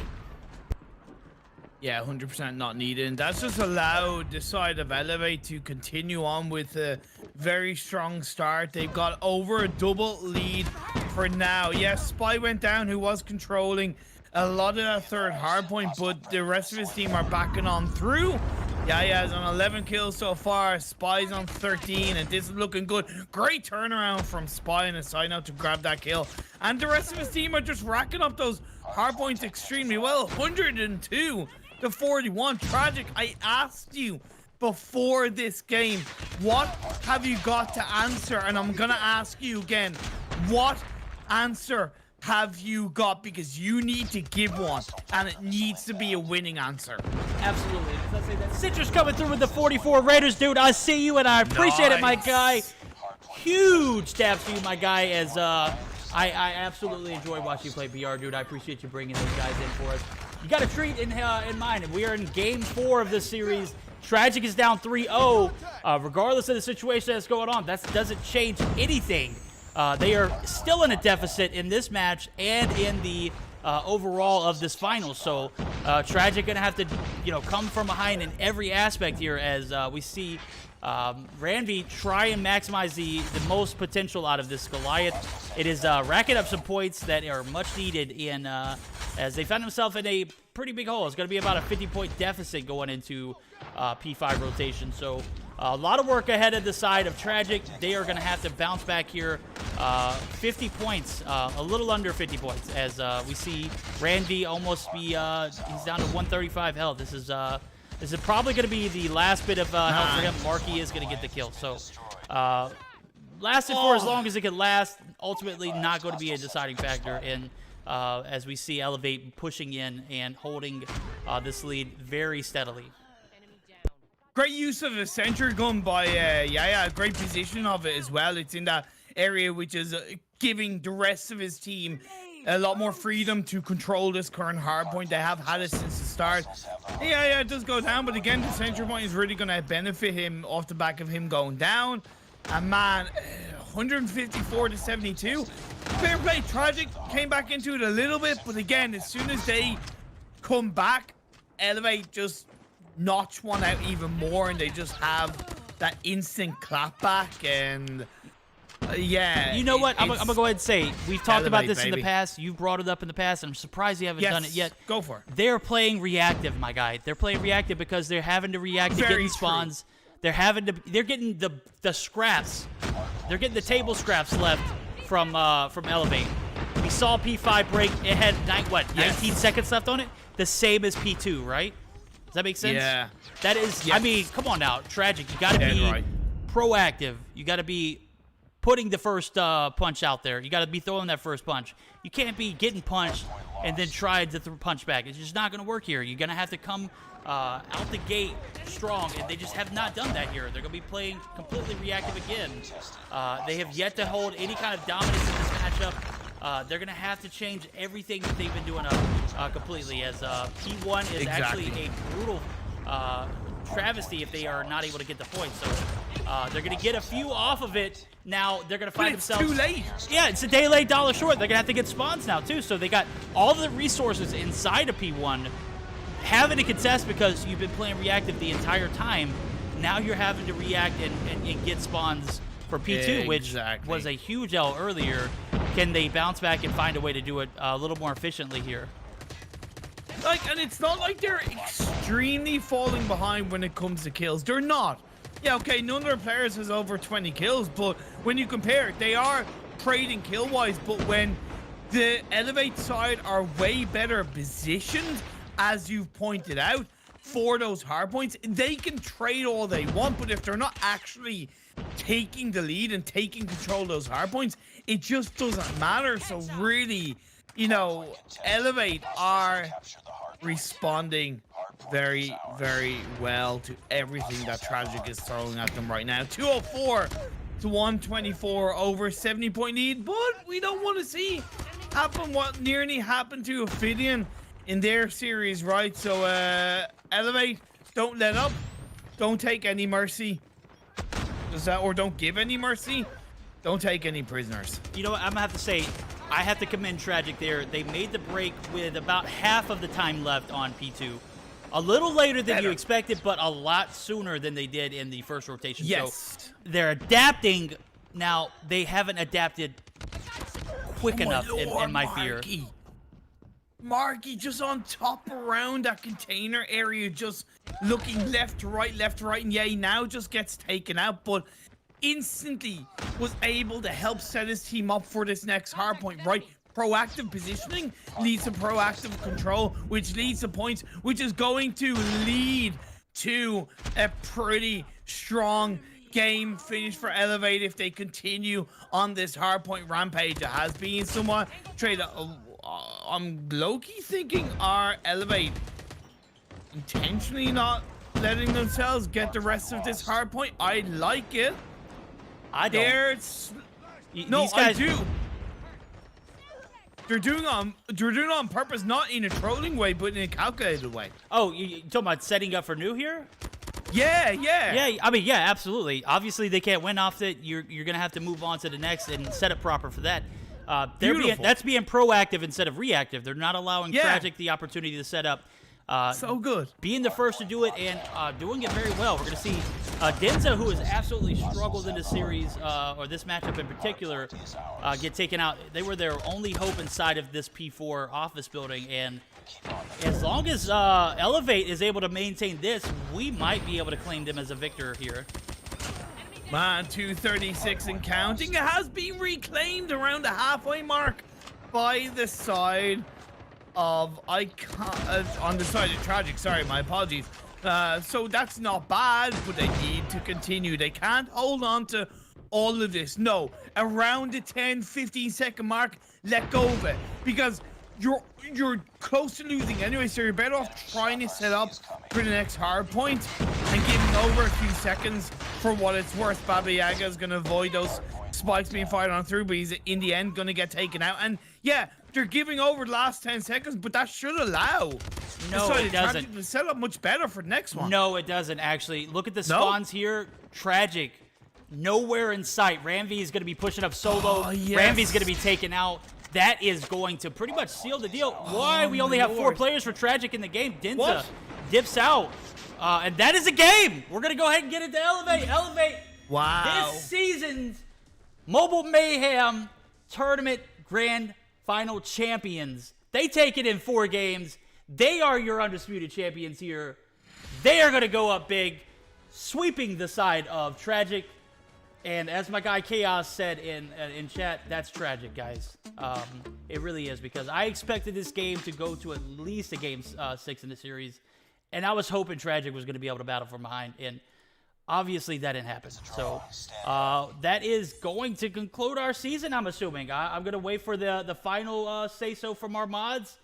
But with that being said, it looked pretty lopsided from Elevate. They held every single angle they needed in both the search and destroy, the domination. They crossed their P's and the Q's, and this hardpoint hack the yard. So a well-deserved victory for them, as they are the Mobile Mayhem 2021 Winter Series champions. Guys, that is it. I'm going to get the final words. I still want you guys' opinion on our all-star roster. I don't want to discredit the ending of this ending of this game, but I definitely am interested to see how you guys thought about our picks. So, at any rate, Imperium, thoughts? Like, Elevate, I said it kind of coming into this throughout the whole season. They've looked incredibly strong, consistent. They have performed at the highest level. They have, batted their opponents right away, left, right, and center. And on one hand, I'm not surprised that they've won this series. I am definitely very surprised that they won 4-0. Tragic, you knew what you were coming into. You Yeah. knew that you were coming into the series 1-0 down, so you had to go big.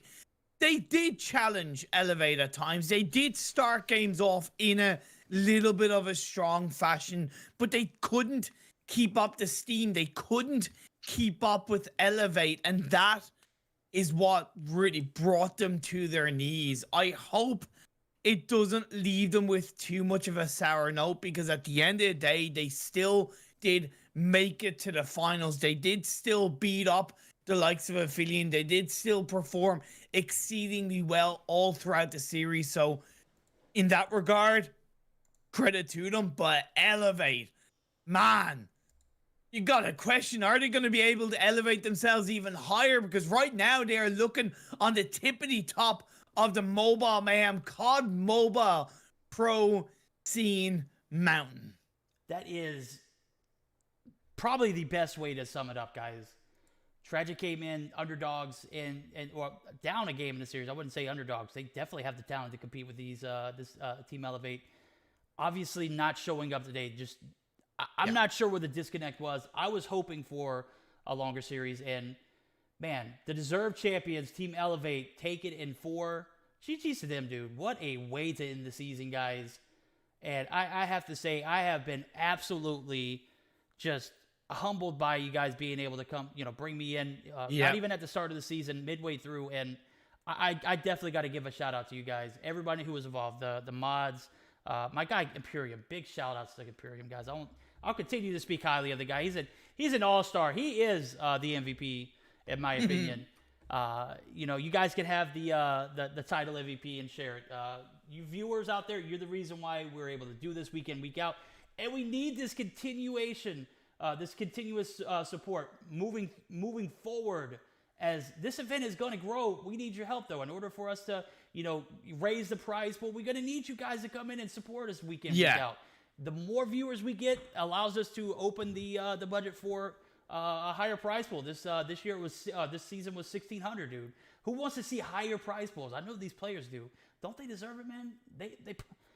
They come in consistently week in, week out and show up and put on a show for us. So big shout outs to them too. Yeah. Also, got to give a shout out to my mods, dude. Fanas, B, you hold a special place in my heart. We love you, B. You're always great. B. Not He's nice. the best. B's the best. B is the absolute best. Not nice. You guys are absolutely 100 with it.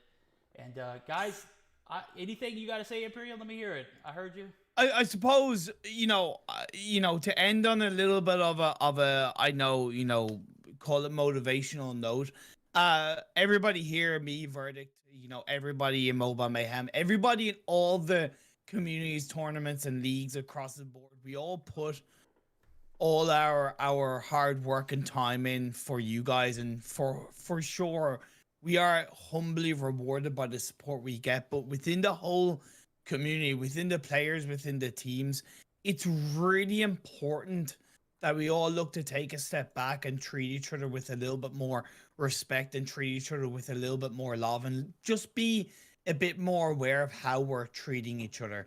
Because in the world that we live in, I know it's a big extreme, but just what happened in Brazil, for example, just yesterday, and condolences to Sol's family and friends. But that kind of thing, I'm not saying it's gonna happen, but something small can lead to something bigger, and people's words do have an effect on others. So to kind of just end it, please do everything you can to treat people with a bit of respect and kindness. And I know for a fact that everybody involved will do, at least in Mobile Mayhem, will do everything we can to put on the best damn performance for you guys and to elevate Odd Mobile. There we go. Wise words from my guy Imperium, guys. Take care of yourself. Take care of others, dude, more importantly. I can't say it any better. That actually is going to put us at a position where we're going to end our Mobile Mayhem season. The games are not over yet as far as everything else. We got plenty of content coming up on the Amplified channel for the All-Star game. But we're going to be rating, I've been wanting to do this for a while. We're going to be rating Bobby, so stick tuned. We are going to be jumping over to his channel, guys. Again, you guys are the best. Take care.